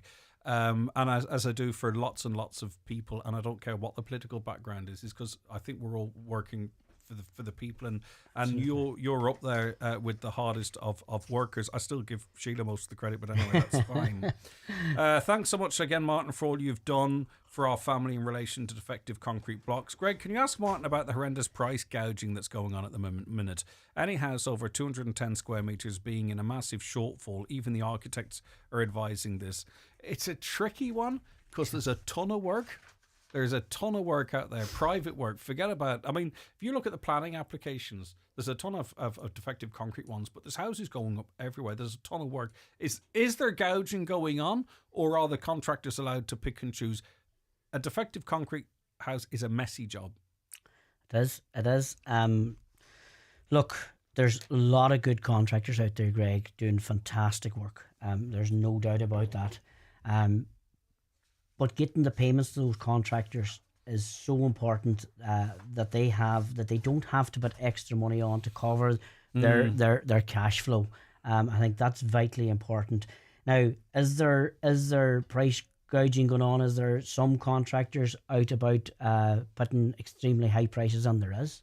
I see. But it. I know get that it. outside of the scheme, I know people who've put prices in and one price is double the next. They don't want the job, and if they're going to take the job on, they're going to bloody make sure it's worth their while. That's why it's so important that whoever is getting a price for the remediation of their house, let it be the demolish and rebuild or remediation, whatever it is, that they do price around, get 3 or 4 different prices from different contractors to make sure that they're getting the best price possible for getting that house remediated. I have to go. I'd more to ask. I'm just wondering, do you... This, and if you can answer this briefly, I see houses going up and I'm looking at breeze blocks and I'm thinking, God, I hope we can trust them. The blocks again. The blocks that are going up in the new houses. I mean... when you see them up to the square and it's all blocks, you think, blooming hell. That's going to be in people's minds. There's going to be a little bit of apprehension towards using blocks again. I use blocks in my house, and I have no apprehension. I looked into them before I decided who I was going to go with, and I think people will make up their own mind. There's a lot of houses being built now with the timber frame, which is a fantastic job as well, and just doing the outside block. And there's lots of different options out there for people now to rebuild their homes. Listen, I'm delighted that, like I am for everyone, because you are a regular person, you're a family man, you just also happen to be an elected representative. I'm delighted for every person that seems to be coming towards the end of that nightmare, and particularly for the entire family. Thanks very much for calling in and having a chat, and we appreciate your time and all of your contributions in the past and going forward. We'll be back. Thanks, Martin. We'll be back with more after the break. The 9 till noon show with the Northwest Truck Fest this Saturday and Sunday on Neil T. Blinny Road, Letterkenny. Gates open to the public at 4 on Saturday and 11 a.m. on Sunday, with proceeds to Cancer Care West. Monster Bingo every Tuesday night at Mulroy Woods Hotel. €3,300 must go, with €1,000 on the last page. Doors open 7:30. Bingo starts at 8:30. That's Monster Bingo this and every Tuesday night at Mulroy Woods Hotel, Milford. They say time equals money, so spend your money where you spend your time. No matter what your preference is, Cooney's Home Interiors has something to suit every taste and budget. With our extensive range of home furnishing to fit every room and style, from mattresses and beds to rugs, mirrors and suites of furniture. Visit us in store today and see for yourself what Cooney's have to offer, and let us help you make your dream home a reality. Cooney's Home Interiors, Letterkenny Retail Park. Huge range, great prices. Hi, Paddy here at Shane Conley Cars in Donegal Town. Are you looking to upgrade your car? With Shane Conley Cars, you'll find makes and models for every budget. Great finance options, and we also accept trade-ins. Check out ShaneConleyCars.com or call in to us at Shane Conley Cars from Lonaher Road, Donegal Town. Hi Susie, is Amy me? An gálim the Iontas Micklein. An bhfuil dinkum teilig faoi van céad agus €2,000. Tá sé. No méid amháin. Détá a bheith a dedal takeíochta idir €2,000 agus oscian €10,200. Tá tuig maga. Eglur ag scéalta green. Mátá dinkum teili faoi van céad agus €2,000, détá a bheith I dedal takeíochta. Chuna álamach a bhfuil tú, fech Susie.ie. Curtha fáilda ag rialtas na héireann. At Blue Poppy Dentistry and Orthodontics, we specialise in creating confident, natural-looking smiles through expert composite bonding. Doctors Anna and Lydia combine precision and artistry to reshape, refine and refresh your smile with stunning results. It's just one of the many ways Blue Poppy puts your smile first. Call us on 07491 20355 or book online at bluepoppydental.com. Blue Poppy Dental and Orthodontics, Letterkenny and Donegal Town, where smiles shine brighter. Don't miss the Northwest Truck Fest this Saturday and Sunday on Neil T. Blinny Road, Letterkenny. Enjoy live music on Saturday from 4 till 8 p.m. with a special sensory hour on Sunday morning from 9 till 10. This ad is sponsored by Donegal Oil. 9121633. Highland Radio weather updates with McElhinney's. Get back to school sorted with all the essentials from school jumpers to shoes. Visit our kidswear department in store or shop online at mcelhinneys.com today. Warm and dry today with a mix of cloud and sunshine. Temperatures